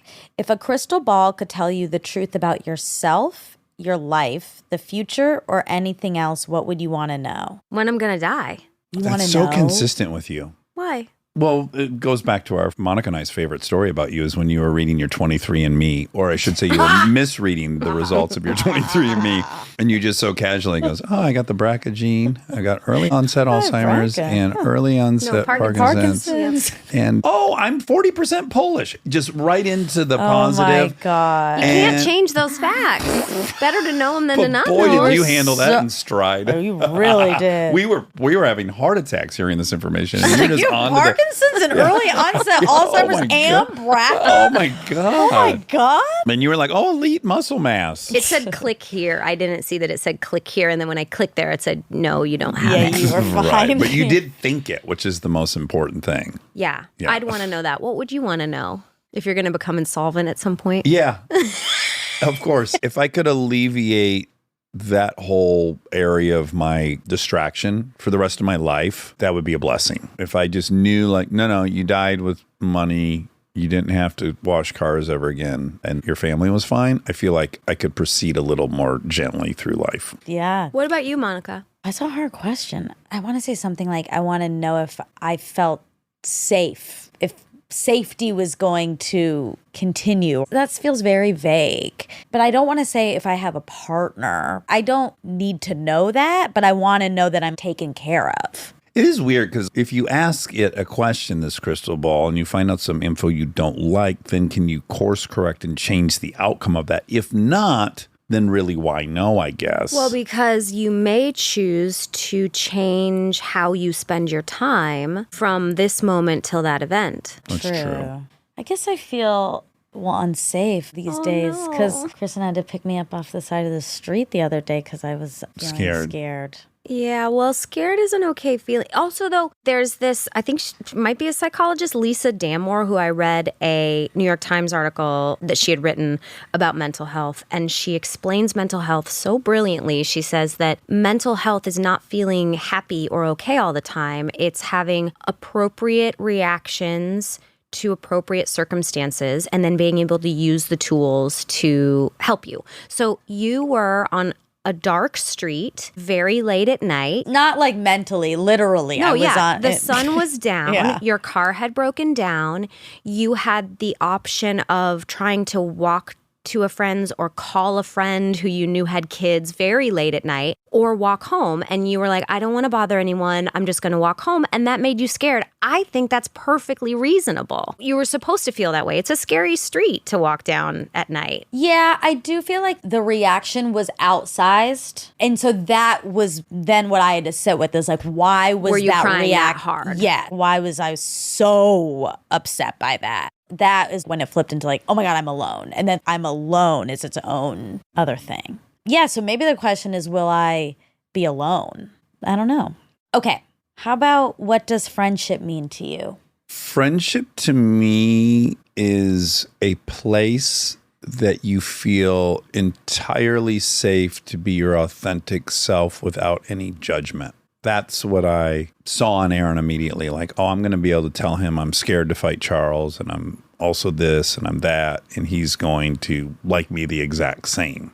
Yeah. That's like the gift of a lifetime. I agree with that. And I'll also add maybe this is because I like to be alone so often, but I think friendship also has to do with when you need to cast a line for a need, being picked up on the street on a dark night or something like that, having an emotional problem, getting a deadline done at work. When you can cast a line and someone is there with no questions asked, that to me is friendship. For you, Kristen, correct me if I'm wrong, but I feel like it's about being there when you need. It's not about constantly reminding each other that you're there. It's a safety, again, in knowing that that person is always there. There's an unspoken commitment because I have friends I don't talk to but every 6 months. But when we talk, it's still the closest we've ever been, because those people I put in that category aren't looking to find cracks in our foundation. Yes. They're not looking to find ways we've separated. They're able to jump back into it. And I know if I were to call them, because I was walking down the street late at night and needed someone to pick me up, that they would do their best to be there. And it would be authentic and genuine. But to me, it's not how much time we spend together or how much time we spend even interacting, because I don't know, maybe it's just in my old age, but I like to be alone with someone else. But I also want you to be quiet. I also want you to be there, also alone. Did you marry an ironic partner?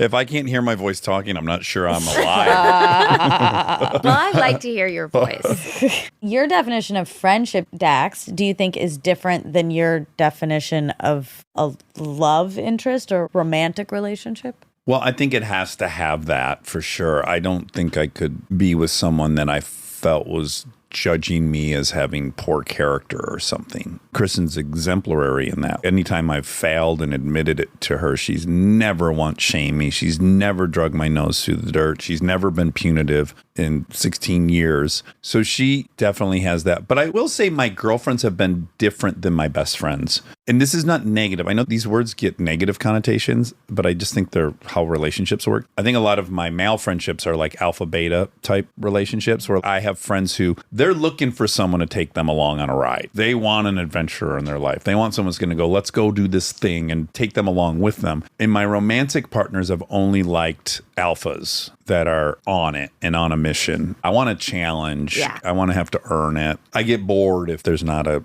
substantial challenge. Which is there. also ironic because I consider myself a very agreeable person. I do too. I say I want someone who doesn't talk and you talk a lot, and you want someone who gives you a challenge, but I'm pretty agreeable. I don't think so. You're living the life you think you're want to agreeable live. at all. No, in fact, I disagree with your agreeability. You are not along for the ride. You're on your ride. And it's been so lucky that our rides have coexisted so beautifully together. I guess I could agree with that. Sure, I'll shower in the middle of a spades game. If I tell you, like, hey, I'm out of the film business, we're retiring, we're going to Montana, you're like, the fuck we are. That's not for me. Well, do you think any healthy relationship, the other partner would just go, okay? I think there are people in relationships that they're like hooked to someone else's locomotive. I think that's pretty common. You're just not that way at all. You love me, but you're not going to betray who you are because I want to do I guess something. that's true. I have friends who are rich and have partners who have never worked, and that person has a bunch of leverage, and they're not good dads because they don't have to be. The arrangement is I'm paying for all this shit, so I'm going to be at work 100 hours a week, and you're going to raise kids. That's what you want to do. That's not our thing. Yeah, those are very outdated arrangements. I actually think it's totally fine for people if that's what they desire. There are a lot of people that desire that, and I'm not in judgment of that, but I don't desire that. I don't know that I'd say that's an okay thing because your podcast is your endeavor. The children are our endeavor. Surely, but what I'm saying is there are a lot of men and women who are getting by on the notion of I've got to be out there working. I've got to travel 300 days a year, and you guys are all going to benefit from that, from this house and the private school. And that's the agreement. I'm out generating all this and you're taking care of it. Right. And that works for a ton of people. And I really think that's fine. It's just what you want. And I want to be kept honest. I don't want any leverage over you. I want it to be equal so that it brings out the best version of myself. Because I'm lazy like everyone else. If you give it to me like that, I'll probably exploit it. And I like having an equal. There's like a side conversation about childcare because it's 24/7. So even if you're on the road 300 days a year, there's still 65 days a year. I just have deep thoughts about the children have to be an endeavor shared by both people. But I think the one thing I would add to friendship versus relationship is that what I desire also in a partner is someone that I can, kind of what you said initially, be my authentic self. completely feel stupid in front of and try different ideas or try to explain a thought that I don't know how to explain and misuse a bunch of words and still have you smile and know what I mean and then maybe politely tell me what I should have actually said. Well, The ability to feel stupid in front of you is one of my most prized feelings. and I would hope it would be rooted in the obvious fact that I think you're brilliant. You know it. Maybe I'm just not able to describe it like that, but maybe that is the feeling. You feel safe to do it Yeah, because you're not risking anything Right. really. I hope it's very clear to you. I don't think you're a dum-dum, even if you can't think of a word. I've never had that thought. Yeah, because remember when I said 100 miles an hour and you so quickly said 60? Like, I'm still in that You're headspace. reeling Yeah, from What I'm happened? really reeling. She said no one drives 100 miles an hour anyway. And I said it'd be 60, but still. She said it so fast. I was like, oh my God. She's good at fast math too. Well, I think it's very clear that you two, and I was just talking about this on Synced. Oh, maybe it's an upcoming episode. Easter egg. Yeah, he's right. Duck, duck, goose. I think what really holds relationships together, from what I can see from the outside, I think this is why my parents are still married, because there are so many reasons that they shouldn't be, truly, but they really respect each other as individual people. My dad looks at my mom and is like, I respect her. badass. Yes. Like, she's gotten through this and she's done this. When he compliments her to us, I can tell he really has a lot of respect. And same with my mom and him. Like, when she talks about his discipline, it's real. She really is like, wow, he has things that are so respectable. And I think you guys both have that. You respect each other as individual people a ton. I might even say I admire you a Yeah. lot. I would agree. To add one more layer, I think the beautiful thing about being in a relationship are the twists and turns when I remember, oh, you were once an 8-year-old boy. There was a lot of authority in your life that was not nice. And that's why when you see a TSA agent, you bristle a little bit. Like, it comes from somewhere and there's no judgment there. But that is the times when I actually feel closest to you, because I remember you are an autonomous human being that I have respect for. But I have respect for who you were throughout your life and the things that you experienced. I don't think you can walk into a relationship and expect the person to treat you exactly how you want to be treated. I think you have to figure out how you want to treat this other person. The mirror image of what a relationship seems like it should be. Like, I want to find a person who's this and this. Yes. It's like, no. The roadmap of a relationship should be, who do I want to be to someone? Do I want to be a person that helps calm them down when they're in fight or flight? Do I want to be a person who protects them from this that I know they won't love? Or do I want to be a person that surprises someone with something that they love? Plan who you're going to be in a relationship, and it'll work out so much better. Yeah. I Well, like also, that. what's really inherently confusing about a relationship is that you start living the same life. So, like, we've been living the same life for the last 16 years, and we have the same children, and we live in the same house, and we drive in the same car. Our lives now are the same. And it's easy to assume that the life before you arrived or I arrived was the same. So sometimes it's confusing. If I were you, I'd be like, you have a fucking charmed life, and you can't just be generous to this person at TSA who has a challenging job that's annoying. I can't say that to you. I have no right to say that But I'm to just you. saying, if you evaluate our current life, it's totally true. And we have the same life for so much of the time that you have to really actively remind yourself, we weren't living the same life for a lot of this, and we have different issues because of that. And people aren't really taught to love the building blocks that makes someone unique. I have to love who you are now. You know, the cars are always filled with gas. I don't have to worry about that. That's lovely. You are an exemplary father. You are a great partner. You look for tons of date nights and stuff for us to do together. You listen to all my long, annoying, nonlinear stories. There's so many fun things we share together, and I can love you for that, but I also have to love the building blocks that made you that man. And I felt like when I was in my 20s and talking to girlfriends, that part of the story is often left out. I do want to add one element too that I think has been very helpful for at least me, which is to have children that are so similar to each other. We see the little version of each other in the house each day, and we Yes. see the stuff that's kind of genetic. The little person in these big people. Yeah. Yeah, and I'm so in love with Delta that when I can connect the dots, that the thing that you're doing that might annoy me as an adult, it doesn't annoy me at all with Delta because I have a commitment to love her through everything. And then I go, the behavior isn't objectively anything. It's that in one case, I have this endless dedication to comfort her through all of her struggles. And this other person, I've decided they're an adult and they should handle their shit and I shouldn't be responsible for it. But it's only annoying because I have that position. When I turn the Delta light onto you, which I think I've been doing a good job at the last couple of years, I am excited to help you when you're having a hard time. I at least feel like I've experienced that with how great you are at dealing with Lincoln, who also acts similarly to me. I think you've seen Lincoln and me a few times. I could feel like I could feel it. Yeah, So that's an interesting, helpful thing as well. Okay. We're back. When did you last cry in front of another person and then by yourself? Here's the most fascinating role reversal Kristen and I have This had is in the pretty last incredible. 16 years. When we first met, I cried at everything. I was an 4 days a week. open wound. Yeah. Something sad in the news, a commercial that had really great music, a movie, anything. I would cry all the time. I cry when I'm happy and I cry when I'm sad. And I haven't cried in a while. You cried at Barbie. I was pretty inconsolable at the end That of was Barbie. really Yes, fun, yes. right? Because Yeah, it we was walked cute. in the house, After Monica you'd and I, seen it. just been recording, and we came in and we said, "How was Barbie?" And you attempted to tell us. And I just broke down because there's that line. know. They said a mother stands still so that their child can look back and see how far they've come. It's an incredible Oh, my line. God. It is. Cut to the core. Yes. So that was in front of people. Right. But you cried all the time. I hadn't cried No. until Aaron got sick. Kids and Aaron getting sick started this whole trajectory. And then all these great documentaries about these female singers. So now I'm crying All the time.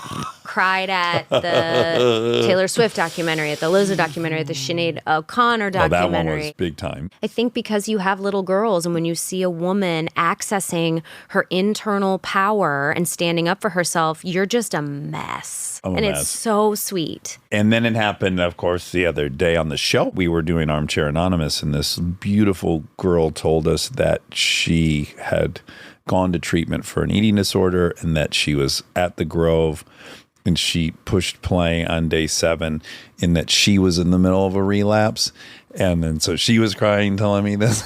And I just started Yeah, it was fucking very bawling. It was the sweetest moment. This is also a great lesson for remembering that you can be fluid your whole life. I'm not a crier. I used to be a crier. Now I'm not really. I can't remember the last time I cried by myself. Really? I cannot Yeah, remember it. I agree. And you, Wow, that is wild. right? It might have been my EMDR. Yeah. I had a very successful 12 sessions with an EMDR therapist that kind of changed my outlook on life and my ability to just speak and walk through the world with confidence. I'd say it's the biggest change that I've witnessed since I've met you. Yeah. Was the EMDR. And it feels just like witchcraft. It feels like absolute voodoo. You're like, this isn't doing anything. What are you talking about? Hold my finger where? Move my eyes like this. Okay, I'm got cured. Thanks. But it has made the biggest difference in my life. But people can be different things at different stages. I only say that out loud because it's a reminder that I think a lot of people need to hear. You don't have to be one thing. You used to not be a crier. Now you cry kind of a lot. Yeah. You're allowed to have different phases and you don't need to like, well, I'm this person because I was this person 10 years ago. This kind of person. Yeah, it's funny. Identity feels like safety. And then you get stuck and married to it because it feels scary to have a different one Change that you're it, not used to. Then just Google something, you know? Just get on there. Find out and some new ask information. your buddy. So much to Google. Well, what about when did you cry by yourself? Well, I was watching the Sinead O'Connor documentary and Kristen walked in the room. It was beyond a cry. It was like my eyes were red. My shirt was wet. I had been letting it fly. You were having a moment. She tells a very was. compelling story. Yeah. She told a very compelling story. When people that other people tried to stomp out, stand up and open their chest up, fuck. Veronica Mars. That whole Super Bowl, everyone in that halftime show, Dr. Dre, Snoop Dogg, Eminem, Kendrick Lamar, them all having grown up in the shadow of that place, being oppressed, and then get out in front of the world and let it rip. Oh my God. It's beautiful. To see spirit live despite it gets me. That's how I felt at the Taylor Swift concert in a different way. It was more like this person was born a baby.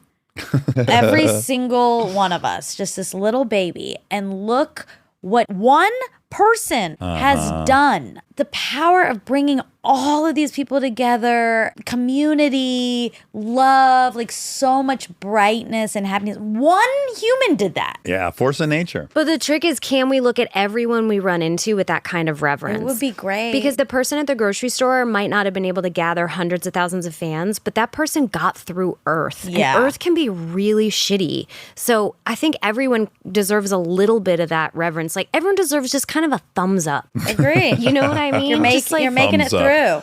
That should be your slogan when you run for office. Kristen Bell, thumbs up, America. I just feel like it's real. Okay, well, why don't we just do one Last more? one? Last one. Are there any rapid fire ones? Let me see. Because I'm really bad at those, and that's why I want to challenge You want to myself. practice? No, these are all ways to get people to love you. So, well, I mean, I guess this is rapid fire. How do you feel about your relationship with your mother? I was kidding. That's not rapid fire. That's Okay. like so deep and That's very, very deep. intense. So we can skip But it. I can say post EMDR really good. I love that. Okay, this is the last one. Share a personal problem and ask your partner's advice on how he or she might handle it. So it has to be a current problem. Okay, you want me to go? We'll give you time to think. I'm never trying to cut you off. I'm I really know just you're trying to not. help. You're Okay, always great. saving me. Okay. Listen, I can help you at the airport. I know when you look into my eyes and see there's just Bunch of blank, hamsters running around on. dead space that you take the wheel, and I appreciate that. The goose on the treadmill is dead asleep inside in the cartoon. Right. This is a sleeping goose. Yeah, so I'm dealing with a current bout of pessimism, financially, career-wise. I just feel like I can see the light on the approaching train. It's pretty far away, but I can see it's coming. I got to figure out how to get out of this fucking tunnel. I'm mad at myself because my life is charmed and beautiful and wonderful. And then so I'm kind of in judgment, and I'm mad that I'm not living in a state of gratitude. You know, my journal for the last 8 days is just my fear. I think you're already doing a good job handling this because we've talked about this already. This is sort of like when our old therapist used to say, do something nice today and don't get caught. You have been wildly generous with more than a handful of people recently out of the blue. I was astounded by the amount you were withdrawing from the bank account in a great way, where my first thought is always, is he trying to make me horny? Right? That's what I say when you give a good Option tip. number one. I mean, I think this is something that actually may be really good with EMDR because a feeling and a reaction that is locked inside your body so tight that no amount of logic or processing can make it come out is the kind of issue that EMDR is really helpful with. But I feel like you've done sitting there looking at me and the girls and even simultaneously opening up your bank statement and going like, I have to be okay with this. Or, I don't know, take a $100 bill in your hand and a lighter in the other and decide you want to set the $100 bill on fire or do you want to set me and the girls on fire? You have to put your faith and your happiness and your mindfulness in one or the other. And it's either going to be the numbers coming up on the screen or the lifestyle happening right around you that you might miss. I agree with you. I would argue they're related. So it's like I'm looking at you three and I'm like, I'm the one that has to make sure everyone's okay for the rest of their lives. Well, first of all, you're not because I make... Again, none Exactly. of this Just is fine. anchored in reality. Let Right. me just say, I'm not running out of money. That's actually why I'm saying something like EMDR, which I know might feel a little bit wild to get in front of that question. But I think maybe reminding you that me and the girls, if we slept at the airport for the rest of our lives, if we were together, The internet would hate us. well, the internet would hate us, but we'd still be happy. Yeah. We don't need all this stuff we have. If all of it were to go away tomorrow, it literally doesn't matter. I mean, I have Parkinson's, early onset Alzheimer's, and Yeah, you won't have to deal with any It of is going I'm away. planning Right. on making it to 62 like my dad. I think it needs needs to be an exercise where you like picture all your worries in a balloon and then you let it go. This has to be dislodged from your body. I don't think any amount of talking will fix this, although I'm happy to talk about it with you. I would like to try that EMDR. I'm throwing every other thing at it. Plunging and the this and the that. The this and the that. Holy smokes. Structural failure. Another thing I have It to is pay all for. coming down. Yeah. Literally. I'm trying to think of a problem that I have, but most of the problems, like whatever, I've been having this hip issue, but Dr. K, the chiropractor, is like taking care of it. Can you think of something that I have that you want to give me advice about? Unsolicited advice? Uh-huh. No, I think you're humming along just great. No one doesn't have a problem. Of course. Well, the Of internet's course. mad at her. Could that be one? Well, you did admit the other day that I'm getting too much attention. I'm starting to get self-conscious Yeah, and because I don't uncomfortable. like that. When I want to post on Instagram, I don't want to think about it. I want to think, I like this moment, I want to share it because someone else may want to view it. I don't want to think about what someone could say. And after we went to Idaho and I posted the picture of the dinner party, I don't want to be in headlines.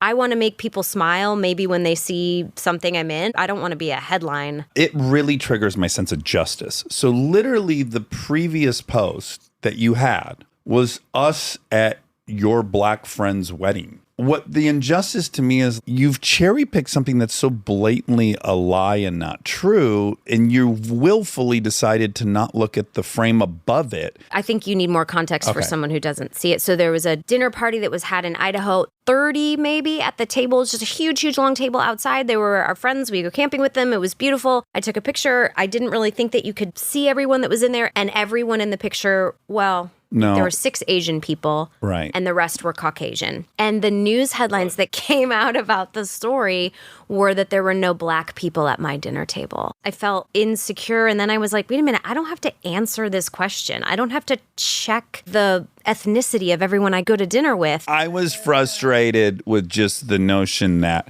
it's just simply not true about you. We Yeah, both have very friends diverse of, group of friends. Yes. But that's it's- also why I was like, after I felt insecure about it for like a day, I was like, oh, you have to let this go. If I can speak on your behalf, I think what frustrated you and made you uncomfortable was it had incorporated all these other people that didn't want anything to do with it. That was the Yes. sense, I think, of angst was like, oh, fuck. Now everyone else at this dinner presumably is also guilty. And I sent out a text to everyone saying like, I'm really sorry I even posted that picture. I thought it was just like a fun group pic and it was the wrong thing to do. I really isolate what I don't love about it. It's that now I sort of think through that before I post. I like that my Instagram is ugly and not framed well and reckless and spontaneous and silly. That's more authentic to who I am than everything being beautiful and well thought out. Yeah, again, the thing reeked to me of there's a lot of people posing as liberals online to agitate the liberals online. I don't really think those were liberals saying that. I think it was kind of false flaggy people on the right going, oh, Trying well, to stir up trouble. yeah, like, well, if you're so inclusive, why? That's my personal. Again, that I think could everything's be. so fucking political that's the only way I can explain it.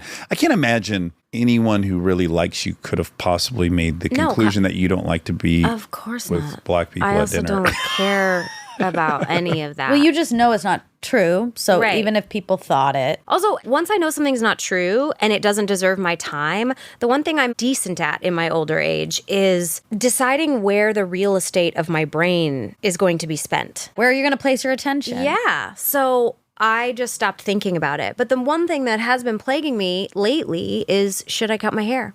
You did ask me in the car. I'm thinking about going short again. Or 2 days I- ago. What's your advice? I said to keep it long. Oh, wow. Because the last time she cut it short, she was upset she cut it short. So I feel like that's likely to be the outcome again. It looks good short. It looks good long, too. I mean, that's also not really a problem. By the way, I said, do whatever you want. I said, I know I suffer from when my hair's short. I see one picture of me where my hair looked great long, and I ignore the 99 pictures that I thought my hair didn't look good long. And then I decide, oh my God, I look way better with long hair. I'm going to grow it out. And then I see a picture of me with short hair that looks good. One of the 99. Then I decide I need short hair. I'm embarrassed that problem was so superficial, but I will say one thing I feel good about is I'm not plagued by any gigantic problems that I can't figure out, like when I'm falling asleep at night. That's great. I just don't let it happen. I used to a long time ago, but then I realized I can only help or harm the things that I'm touching, and everything else doesn't really require my influence. I think maybe what you're healthy about is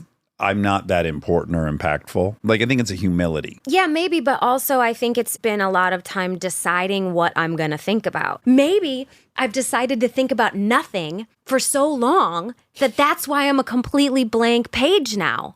And I feel like my brain doesn't even work anymore because I've just gone like, nope, not going to think about that, not going to think about that.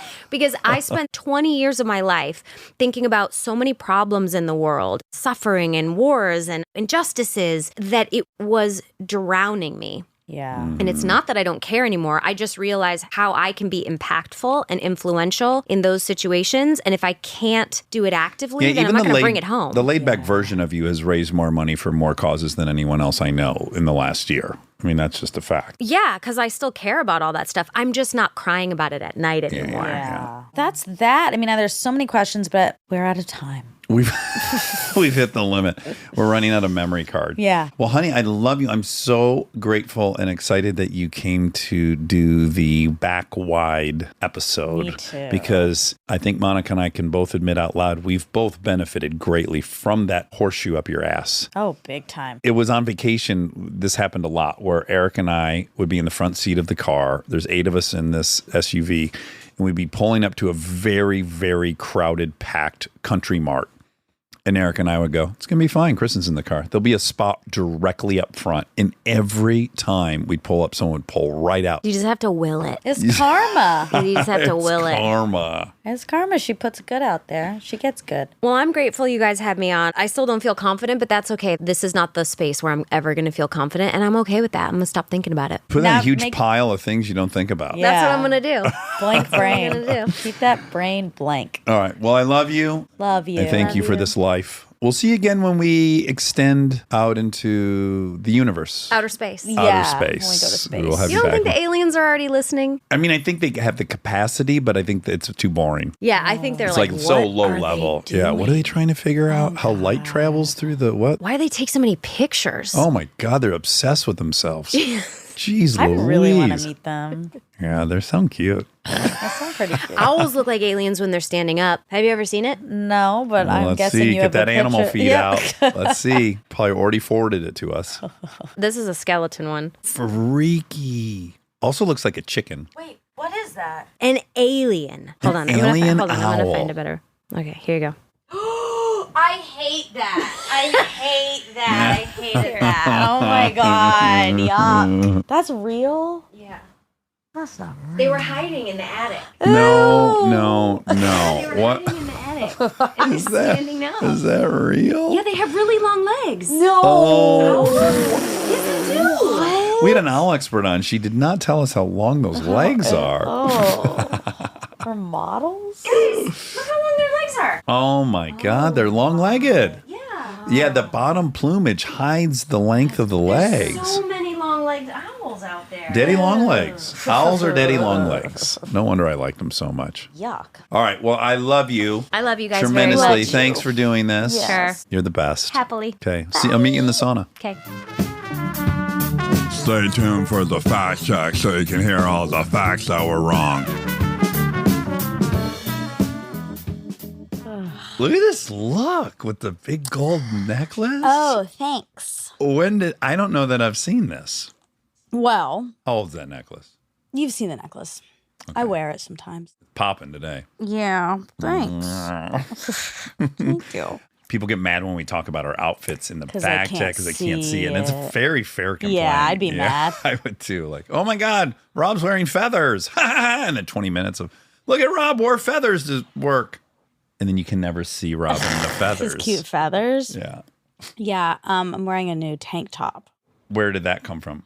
I feel like, I guess now's a good time for us to talk about this. Okay. It's from, I don't actually know how to say her name. Hanes. Nope. Oh, Whatever. It's like a fashion brand. Yeah, sure. It's not the Row, okay. but it might as well be, you know? Sure. And I guess I assume people hate when I talk about, some people don't like when I talk about fancy clothes, like spending a ton of money on clothes. Mhm. And I understand that to an extent. I actually don't understand it Right. because it's my money and I get to do what I want with my money. Uh-huh. And I don't have children. Mm-hmm. And I do feel that I'm a generous person. Uh-huh. So I feel okay about spending a Yeah, kind of very dumb amount of money on a tank top, Uh-huh. which it is a dumb amount of money. Mm-hmm. But yeah, I guess if people are upset about that, and I don't know if they are, this is why I can't read the comments, Yes. because even when we had this debate a few fact checks ago, Uh-huh. and you said, I don't even want to tell you it's in the comments. Mm-hmm. And then you like kind of sprinkled in at some point, if someone says we're spoiled. So I was like, okay, so people are saying that about me. That's now what I'm guessing. And that's okay. Well, I don't know that that's exact. Well, Or whatever. Yeah, I don't want to know because Yeah. even that vague of a conversation has stuck with me. okay. So all to say, sorry if you're offended that I spend a lot of money on clothes, but it is Look, it is what I'm going to continue to do. right. Well, first I would say, I'm on your side. It's no one's business. They'd be happy if it sat in a bank and did nothing and left the economy altogether. And I don't. But I can explore my very best attempt at what the experience might be. That you're literally on the verge of getting kicked out of your apartment because you don't have $700, right? You're somewhere in America and you cannot come up with $700 and you're about to Text me. I'll help you out. This isn't you. I'm going to use me. Okay. So you're about to get kicked out because you can't afford that, and you're late on your car payment, and you're afraid that that's going to get repossessed, and you're fucking drowning, and you're so desperate for some money, and then you hear me talk about the inconvenience of being stuck in an airport because I had enough money to go to Martha's Vineyard, and then I had enough money to do this, and that's somehow a problem when I'm about to be really fucked. Yeah. They don't even have to hate me for just it to compound how fucked they feel. Yeah, and feel that there's an injustice, and I understand that how is it possible that I can't make rent and this person is spending that amount of money on a pair of pants or something? Mm-hmm. Yes, that is upsetting. I understand it. But I don't know what to do. Yeah, exactly. To not be yourself. I'm not saying you should do anything differently. I think you should be you. Yeah. I got no advice here. I'm only saying I can imagine if I were dying of thirst and I was listening to some people talk about how they decided to divert some of the water into the ditch on their property because they just have too much water. It might have an impact on me. Yeah. You know? What I'm saying is I don't approve of it and I'm sympathetic to it. Mm-hmm. I have a different hang up about it, though. And I've said this on here before. We so vigilantly defend the American dream, everyone's ability to make a lot of money. Yeah. And in fact, we kind of hurt ourselves in pursuit of that. So if that's a principle, and it is, I think there's something a little bit hypocritical about hating everyone that then accomplishes that. Yeah. And I have been guilty of it in the past. So that's why I can't cast too many stones. I have been so jealous in the past being broke and judgmental of how people lived. I remember being judgmental of my brother. I think I've said this, like being judgmental of my brother, that he had like too many motorcycles and things weren't being taken care of. And maybe he was wasting money. Mm-hmm. And watching him waste money when I needed money so bad, I was judgmental. And he said to me at one point, like, if I can fix a problem with money, I'm going to do that. That's all. And I remember thinking that was crazy. I'm very familiar with that feeling. But now, yes, I am now my brother, where I go like, well, why did I make it if not to fix these problems with this thing? Yeah. You know, why did I even try to get it? Yeah. So it's a very heavy, powerful, emotional topic. It is. I guess what I don't want to do is lie or be fraudulent or act like the shirt is from Kmart. It's not. Right. And if you like it and you want to know where it's from, I'm going to have to tell you. And that's that. If I could help all these people, which in some ways I can and in some ways I do, but in these mass ways, I would. This is great. I just think I may have just stumbled upon something. Okay. Like if you and I entered a room and there was a man in a wheelchair and we were in the middle of talking about what an incredible hike we took and how we wouldn't want to be alive if we weren't able to take hikes, you and I would have the good grace to not tell that story at that moment. Yes. Right? And you would not be in someone's single wide trailer looking at them as they're counting their food stamps, telling them what you spent at the row. No. We wouldn't do that. Yeah. One-on-one and individually. But it's impossible to account for everyone that hears us talk on here. You know, there's a million people. Some people are excited to hear where the top's from because they're going to buy it. So it's going to benefit them. So it's like, we're talking about a good hike on here, and some people have legs and some people don't. I think that might be the confusing dynamic is you are in their home, you're in their ears, I'm in their ears, I'm in their car. We have this relationship. It feels like I'm talking about my great hike. Yeah. And that's just like an unavoidable part of there being a large audience. You know, I don't want anyone obviously to stop listening. But I also can't change myself for people. You can't change who you are to please other people. Yeah. Yeah. That's what I'm saying. All things are true. I think you should be you, and I recognize what the trigger is. I think this is kind of interesting because this is Kristen's episode. Oh. So grateful that she came on. It was very fun.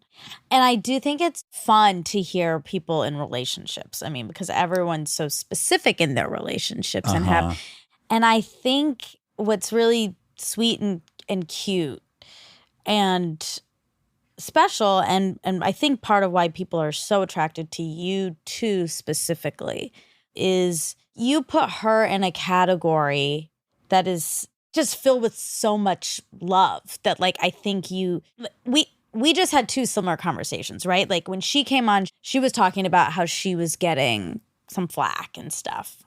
For the picture. Yeah, mainly for the picture, yeah. And I think it's sweet. Like you can't help but be very protective of her. True. 1,000%. Yeah. And it's nice. When people come for you too, I'm very protective. But really quick, I actually can't. Like, I just was able to make the argument about when I talk about being at Martha's Vineyard or buying a really cool truck. I can make the argument, and I can actually empathize and understand it.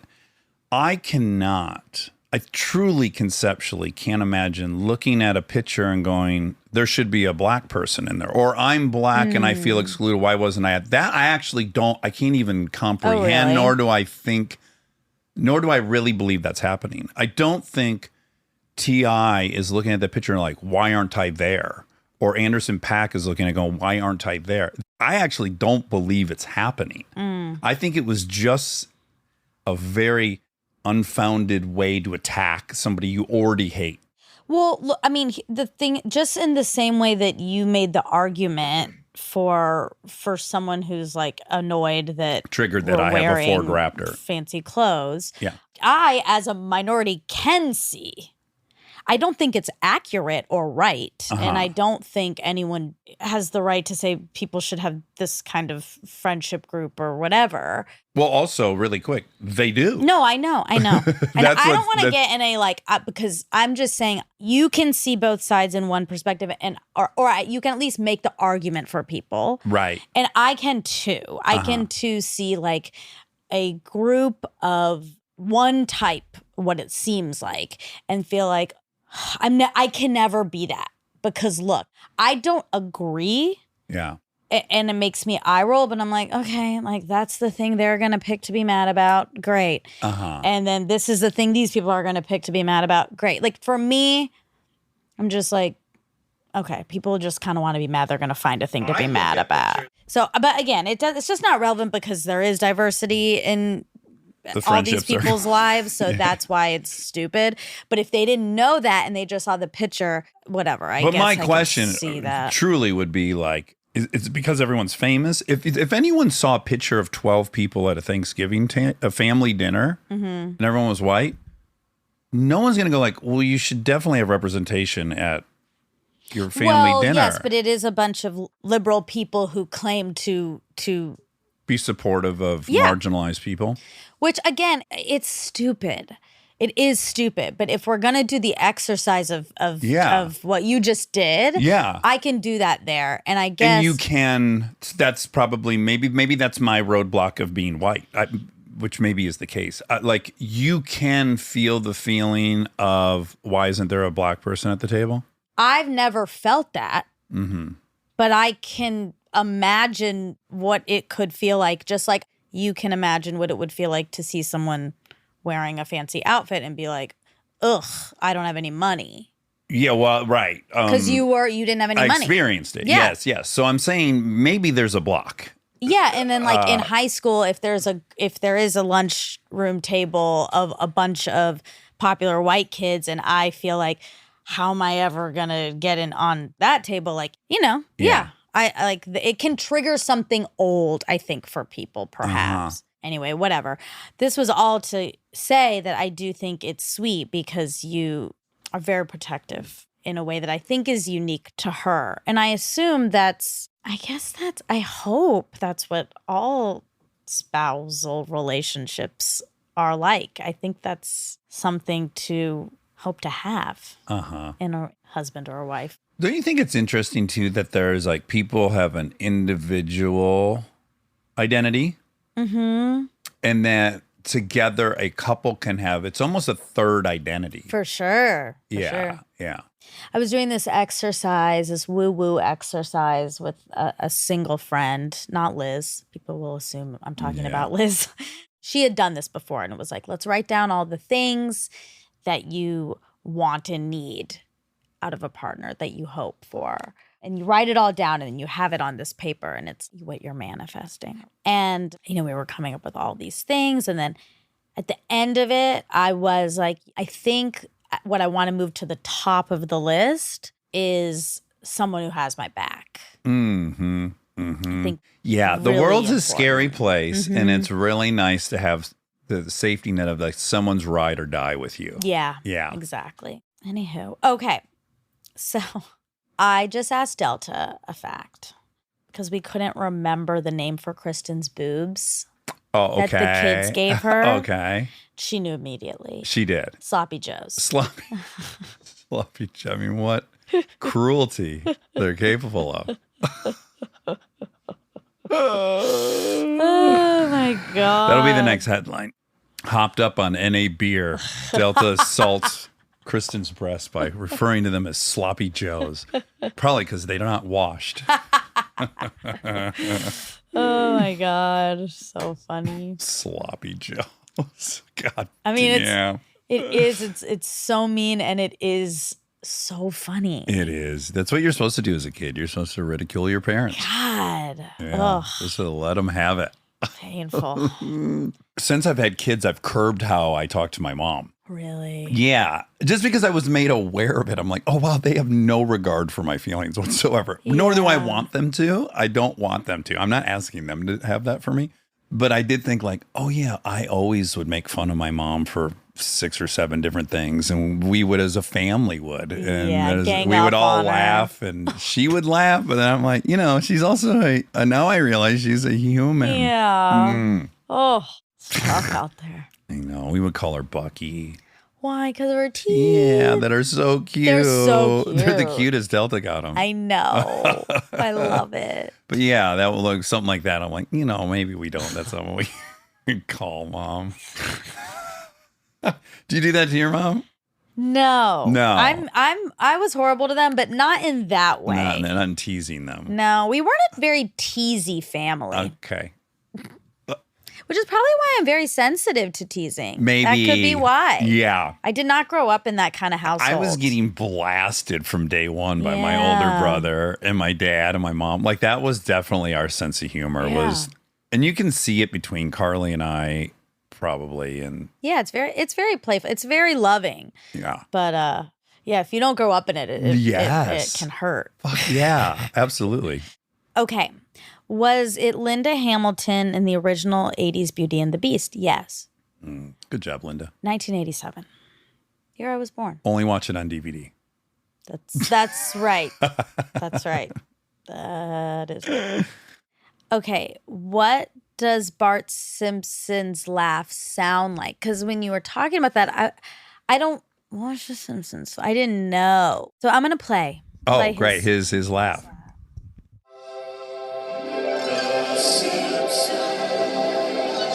And What kind of pencil do we take again? number 2. Take a number 2. Looks like you took a big number 2. Yes, quite so. As you can see, I'm holding a big number 2 in my hands, enjoying the weight and feel of it.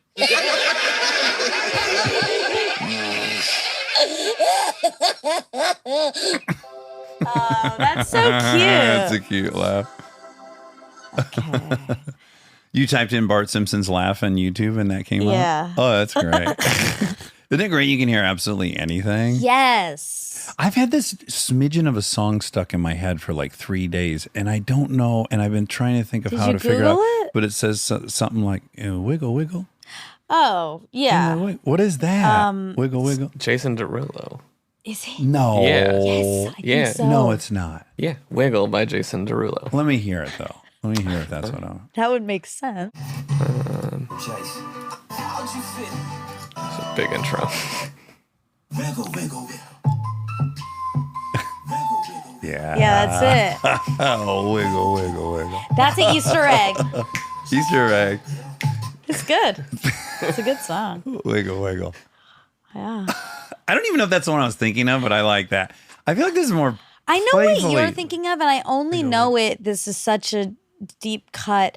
Allison Rome on one of my cooking videos, they do great editing on those videos, and she was cutting a chicken and it wiggled, and she was like, wiggle, wiggle, and then they played a different wiggle, wiggle song. Yeah. Yeah. Mine feels know like more of a what. 60s song that's in my head, like a playful. Oh, this or wasn't from 1960s.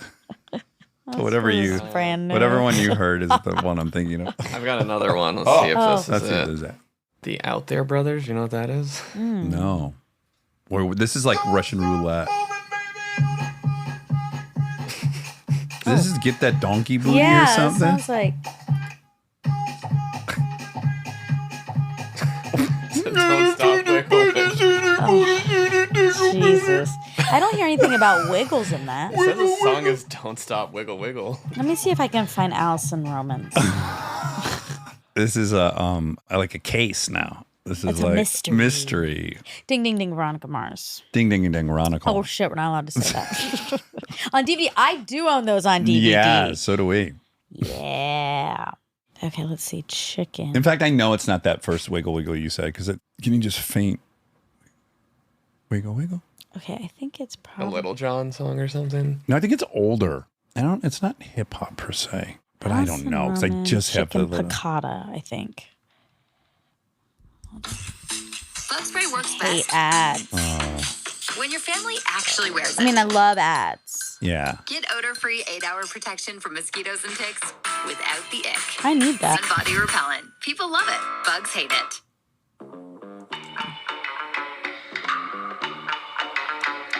Another ad? Good for Allison. Yeah, I know. Yeah. True. So the first thing we're going to do is we're going to cut our chicken breasts. So we'll prepare our parchment paper. These are 2 chicken breasts totaling about a pound. This recipe serves 2 people. I would average about 1 chicken breast per person. The other night when I made this, I only served it with some smashed cucumbers and a little bit of kale that I had wilted that I had left over. I am going to basically go in at the thickest part here.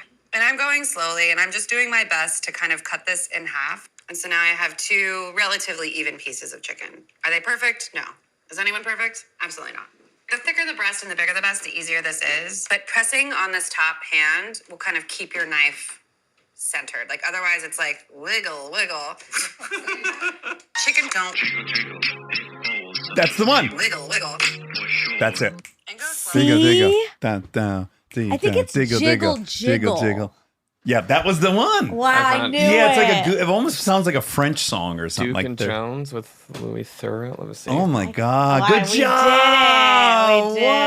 Wow. Wiggle, wiggle. That's it. That's Oh! it. Wait, Is it like a French man or something? Duke and Jones and Louis Theroux. Oh, Wow. Thoreau is French. Theroux. Yeah, whatever that was. Yeah. Wow. A lot of vowels and then X. Thoreau. Yeah. I love that we solved the mystery. That's incredible. What a chase down. Boy, we followed the leads. We had some red herrings. We did. Yeah, that's a mystery that had been haunting me for like 3 days. Now you I just know. heard that little taste of wiggle, wiggle. Louis Theroux. And I'm like, what is it? Are you secretly watching Allison Roman's cooking videos? Well, I'd rather not say. Speaking of Taylor Swift, because she was there, I went. We haven't talked about it. We haven't. Oh my God. Let's tell people Wow. about Taylor Swift. Wow. Liz had a funny post that said, like, these two blondes have the entire economy on their shoulders. And it was Taylor and Barbie. They really do. First of all, the concert was, as everyone knows by now, unbelievable, shocking. Like, how? How is she doing this? I don't understand. Yeah, physically. Physically, how is she doing this? Yeah. There's moving for 3.5 hours.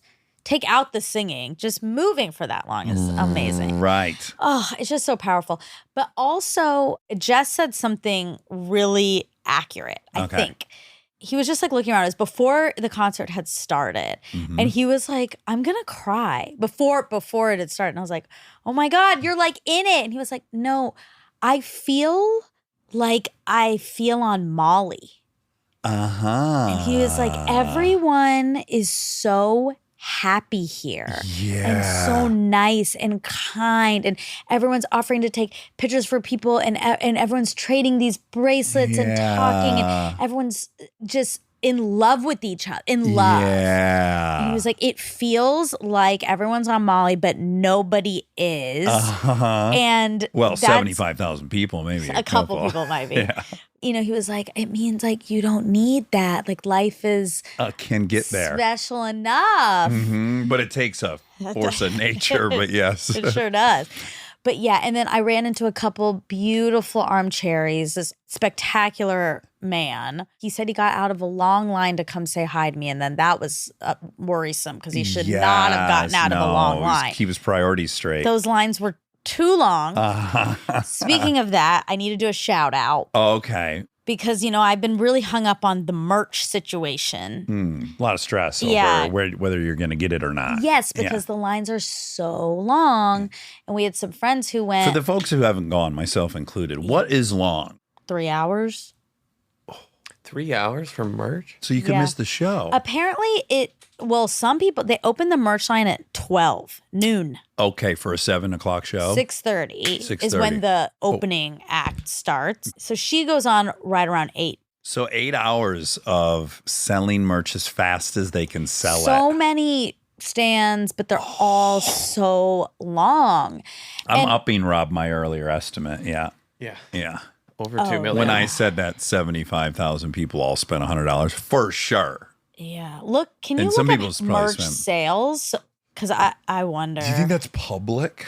They don't couldn't make know. that public, would they? Does SoFi get a portion of that? I assume they do. Yeah, usually. Well, so I was really anxious about this. And we had some friends who went a couple days before, and they said, it's okay.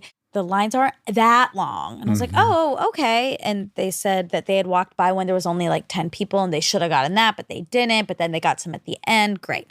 Okay, I feel calm. I'll be able to get it. Then we go. No, the lines are so insane. And I was like, I'm never gonna be able to do this. And I was feeling very demoralized, but I didn't want to feel demoralized because there's so much love and happiness there. Yeah, and you're there to see Taylor Swift, not get knickknacks. But I need proof for I need it. I hear you. Can't relate, but I hear you, and I'll defend your right to get it. I do get happiness from seeing the thing and remind me of the memory. So this is what I did. And people probably won't like this either, but also, I think it was smart and clever Okay. and not illegal. Mm-hmm. And it's also a tip. Okay. I went up to the march line. I picked out 2 girls close to the front who looked about my age. Okay. And I said, hey, I know this is so weird and bad, but is there any way, if I give you my credit card, that you could get me a t-shirt? And please get yourself a t-shirt as well. And they were like, what? Like at first they're like, what? Yeah. No, we'll just This is kind of like get it for asking you. an adult to buy you beer when you're a kid, which you probably never did. But I it's never got- did that. But that's got the same ring to it to me. It did feel weird and wrong. Like it felt illicit. And I guess it is, because in some ways I'm cutting this line. Yes. Well, I guess all the ways I am. But I am and I'm not, because they're already in line. Right. Whether they hand them 3 T-shirts or 1, the slow part's ringing you up. Well, the slow part's waiting. No, I'm saying of the transaction. Right. Like if you were to cut in line, you would have slowed the person behind you down because you would have initiate a whole new sale. They'd walk back to the things for the first time again, and then they would start a whole credit card process. Right. But to say grab me 2 or 3 is inert. There's no movement there. Yeah. And then the credit card is still 1 swipe. I'm making a case for you. Thank you. Do you think this is a bad thing I did? Well, I think all things are true. Yeah. I don't think it's a bad thing you did because I don't actually think it slowed anyone down. Right. And I think if I was in back of the line, I've been waiting for 2 hours and I watch you walk up and get a shirt in 5 minutes, I go, fuck you, get in line. Yeah. And you got that shirt because you have money. And I don't have extra money to buy someone else's shirt. Yeah. Yeah. No, that's right. And I applaud what you did. And I don't think it slowed anyone down. I should have bought the whole line of their shirts. The internet says that she's making an estimated $87 million in merch. Okay. Total. Yeah. Whatever that means. Yeah. I'm trying to find anything specific to the show. I bet she's doing $85 million in merch just on her LA run. I bet it's $8 million a show. $100 per 75,000 people. Well, the shirts are about 40. So depending on how many people get, I guess. Apparently she's generated over 300 million so far through 22 dates. Brings in more than 13 million a night. I don't know if that's just ticket sales. I think that's just ticket sales. Right. Now, what's funny is no one minds that Taylor's rich, I don't think. There's a handful of people. Sure they do. Yeah, I'm maybe sure they do. Well, but I love the notion that one human being has figured out how to become a money tree like that. Like just a bottomless ATM of self-generation. There's no like some product running off the line at the end of anything. It's just like, I'm a human. I know. And I'll open my mouth and I will create 13 million a night. I think is incredible. Well, and it's just her. It's Taylor Swift. Yes. Yeah, Not and the Rolling bands. Stones. I know. Yeah. But the thing is, that's one way of looking at it. And the other way is that, and the way I was feeling in it is, yes, this one singular human on earth has caused this much excitement in the world. Like it brought so much joy to so many people. That's the more important part for sure. But I guess I'm more just saying like Tom Cruise still needs a crew of 200 people and a great director and a great script and great locations. And, you know, like he can't generate $1 billion on his own just by him as the product. Yeah. He needs this whole other thing around him and a great story. I think it's wild that a human just can invent $1 billion. I mean, she needs good music producers. She needs like production. Yeah, and the show itself it's so much more than her. There's like amazing dancers and amazing like sound design, set design, everything is incredible. And that's why, but she knows because she just gave $55 million in bonuses to all of these people. Right. So she recognizes that. But yes, I mean, whatever. She's just like a girl in her room. I would also say a stand-up. Like the stand-ups are also very impressive that way. Where it's Yeah. like you give them a microphone Yeah. and turn them loose and they're a product. It's amazing. It's so cool. But yeah, it was just so heartwarming to see 75,000 people. Okay, now getting back to now I have to feel like I have to defend myself, but I also want to shout out those people. Oh, okay. So Yeah. they were like, no, we'll just get you a shirt. Uh-huh. I was like, no. And we'll pay. No. But they were like, you don't have to buy us a shirt. And I said, yes, I do. Yes. Right, if I'm doing this, Yeah. you have to gain something. Yeah. And so they agreed Good. to let me do that. Good. They were so sweet. Were you strategic in picking them? Yes, of Yeah. course. I wanted to ask that same thing. Yes. Like, what were your signals? They were about my age Right. ish. I think they might have been younger. Two of them Okay. dressed so Swifty, like really obviously like good fans. Yeah. And they just seemed approachable and nice. I Right. mean, that's right. Yeah. kind of it. And there were sisters. So really quick, that was a good route to go, obviously, because Uh-huh. it worked. Also, maybe a great approach would have been to go the complete opposite direction, where I'd be looking at like a grifter, like, oh, this guy's got an angle for everything. He'll want free merch. This will be like totally good for him because this guy looks like a grifter. Right. Both would work potentially. I didn't feel like there was going to be many grifters at that concert. No, and it's going to be hard to find. Yeah. But someone probably got drugged there. That's a little bit of a grifter. Well, the women's names were Terry Ann and Joyce. Oh, wonderful. And if they're listening, thank you. I really appreciate it. I'm gonna throw out one thought that just crossed my mind. Okay.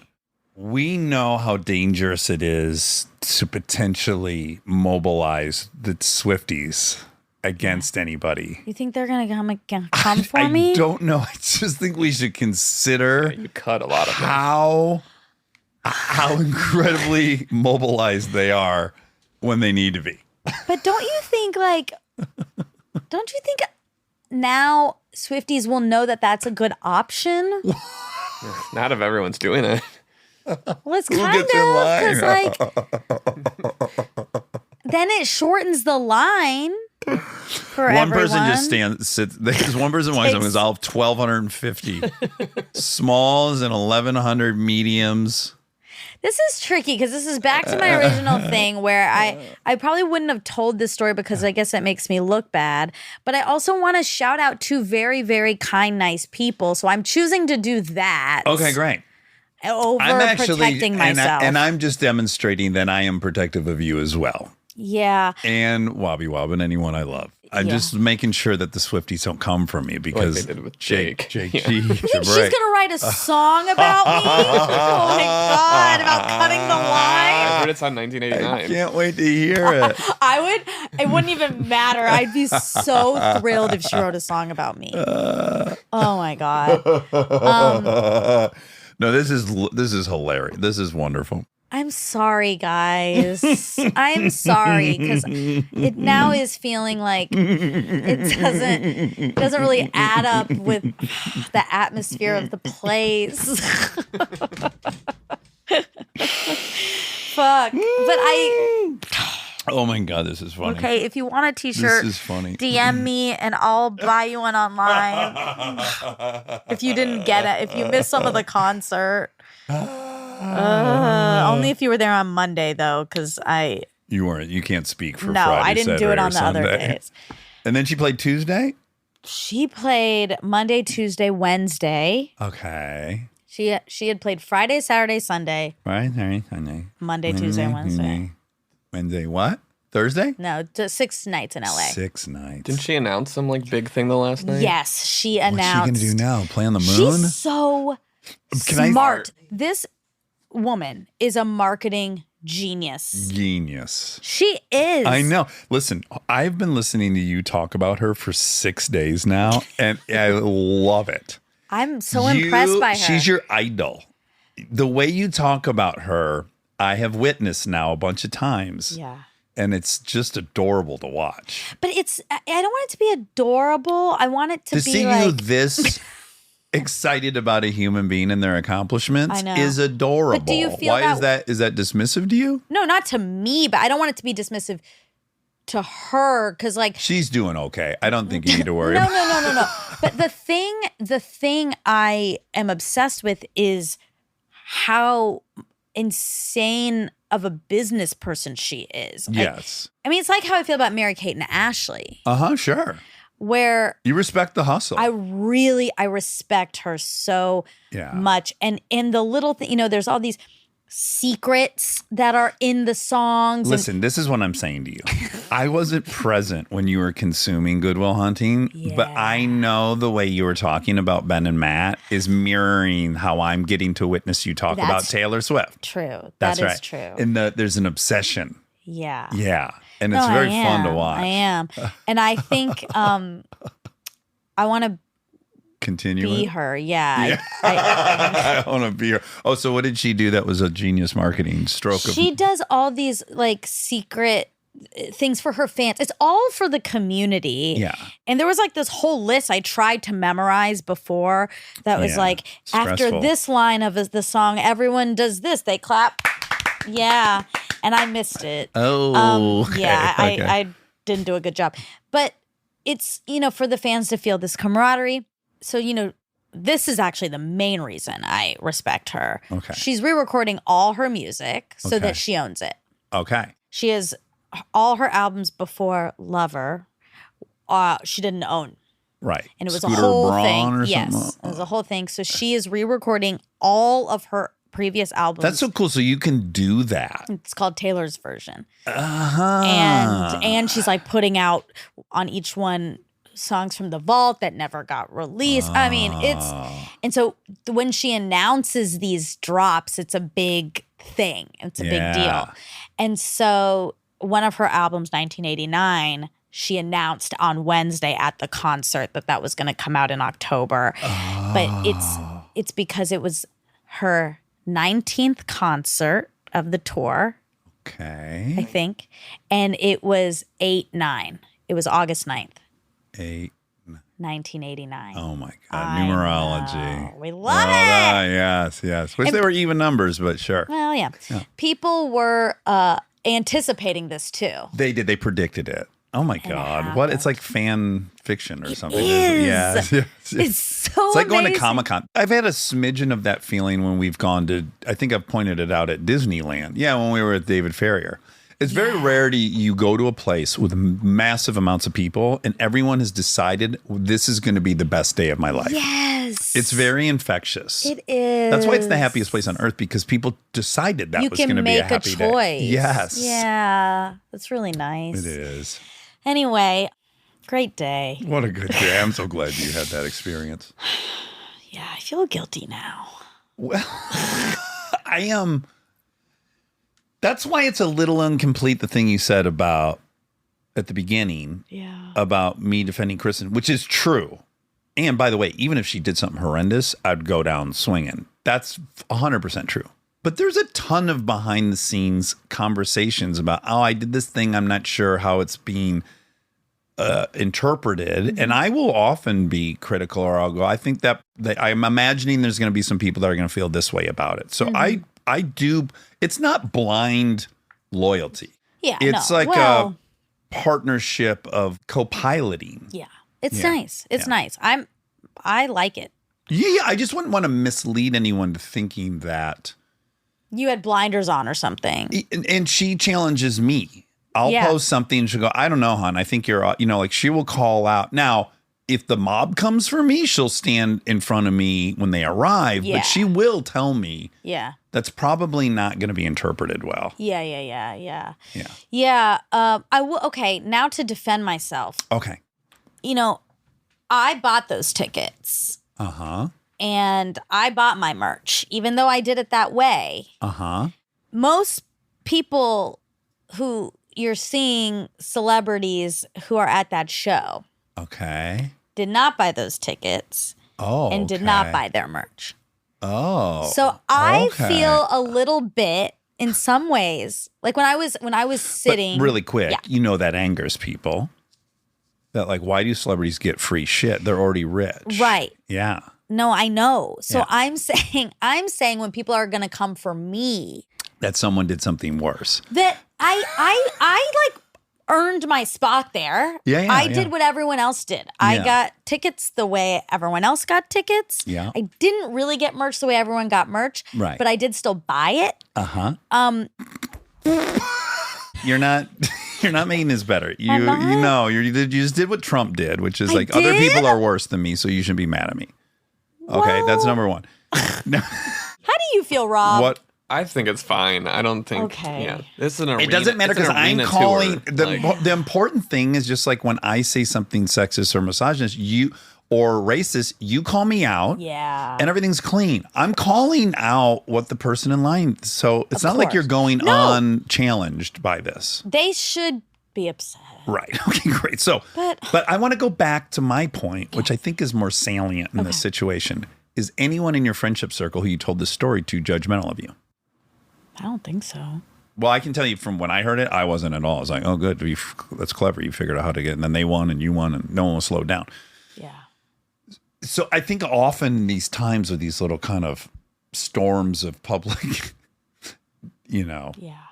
you have to remember, does anyone that knows me and Kristen think we lied about there not being vacancy at the airport? I mean, that's so stupid. No, Yeah. no one does. And no one thinks anything negative that knows us and that knows you.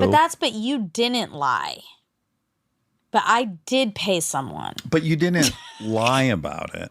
I didn't lie about it. No, I'm being really honest. Maybe to my detriment, I guess. I don't know. Okay. Anywho, we got sidetracked. It's Taylor Swift. You love her so much, and she's a genius. Ann and you were using the word listen, and I respect the fuck out of her. She's a monster. Oh, I know. She is a Goliath. She is a force of nature. She's I all want those her things. on this show But more the than I amount wanted of- anyone ever on this show, and she'll But the never come. amount of times you use the word genius in many different categories while you were I've overheard you telling other people about it. Yeah. There's a lot. There's like genius is being bandied about She on is. a lot of things. And I just enjoyed it. Yeah, Yeah. she is. She's something else. I never use that word. I don't even use it for like Bill Gates, but she is Right. a genius. Smarter than Bill Gates. Yeah. And honestly, she is. She is. Honestly, she is. Honestly. Do you think we could be best friends or somewhat friends? I mean, she's good friends with May. Actually, I was going to ask you about that. I was like, do you think she'd come on with May? I don't think she'll ever come on With because May? she's a marketing genius, as you just said. Yeah. She has 100% of control of the narrative because she's the only one that lets the narrative out. She is so disincentivized. She can't gain anything from coming here. She can only sell so many seats. She's at capacity. But she could do it for us. For what? For us. Well, no, you have to think of an incentive. I think our we don't show's offer one. good. Of course our show's good. But And I think it does show parts that maybe, like her doc was amazing. Yes. So I feel like it'd be like an extension of her doc. Okay. Do you think May could tell her that? We can't even get May on the I know, show, what for the Christ's fuck? sake. I know. Would you pick her over Ben Affleck if they both only one of them could come on? Yes. Yeah. And over Ashley Olsen. Oh God, don't make me do that. That's what we're gonna make you do. You're gonna They have a rivalry, and if one goes yeah, on, if the one other can one won't. guarantee the other can't come, they'll agree. Well, I hate woman on woman fighting. You trick them and have them both come and do an intervention. Yeah, make them love each mend other. the fences. Yeah. I know what you'd pick, but you don't want to say it because you don't want to burn that bridge. Yeah. Yeah, but I know. All right. Taylor. Yeah, I would. Yeah. I know. You're gonna be blocked from the Row website.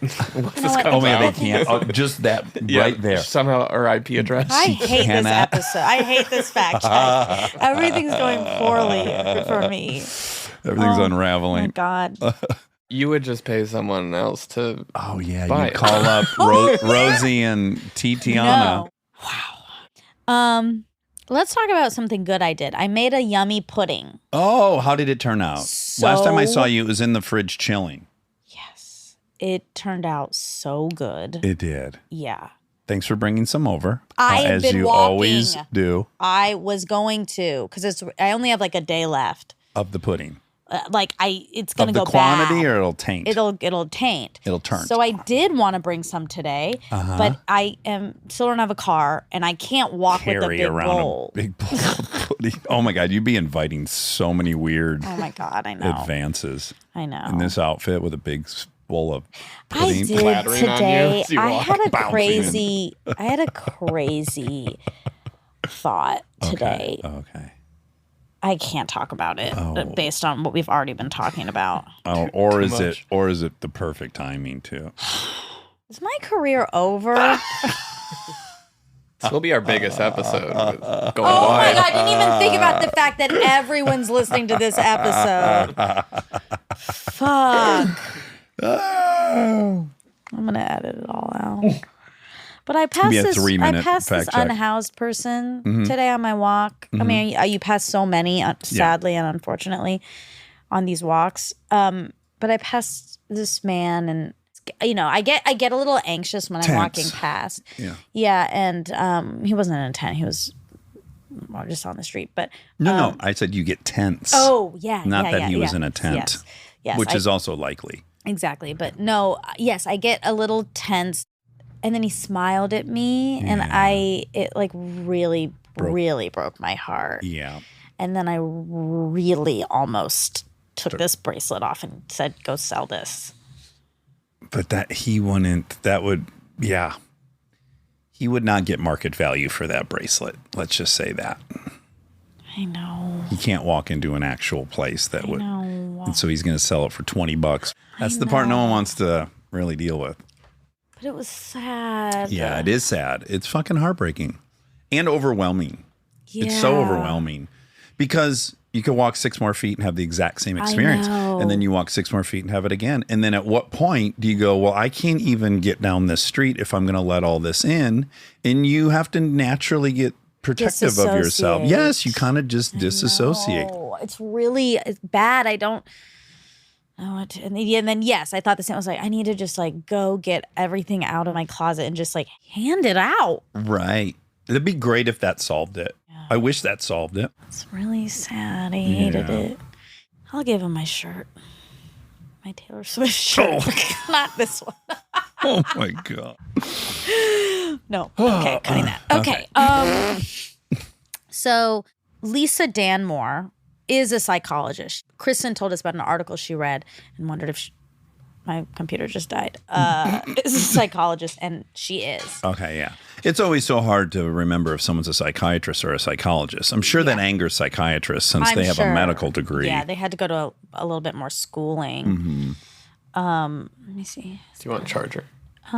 Yes, please. I will take one. But I actually think that was the last fact, so it might be fine. But let me just...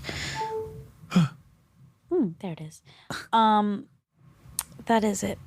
That was it? Yeah. Are you sure? Well, I wrote one more thing to talk about, but we didn't. But it was just to talk about if we wanted to. But we've been talking for a bit. Yeah. What a ride. Yeah, I'm sorry. I'm sorry. I feel like I'm a bad person. I don't think you're a bad person. At all. We'll have to see. Anyway, well, that's it. Uh-oh. What? Are you sad now? Well, I don't know. I don't know what I feel. Okay. It felt like normal. It felt clever. Uh-huh. It was clever. And it didn't feel like it was hurting anyone. Correct. But I guess it was. It's like if everyone does that, that's a problem. Yeah. Oh, boy, life. It's so full of these complicated.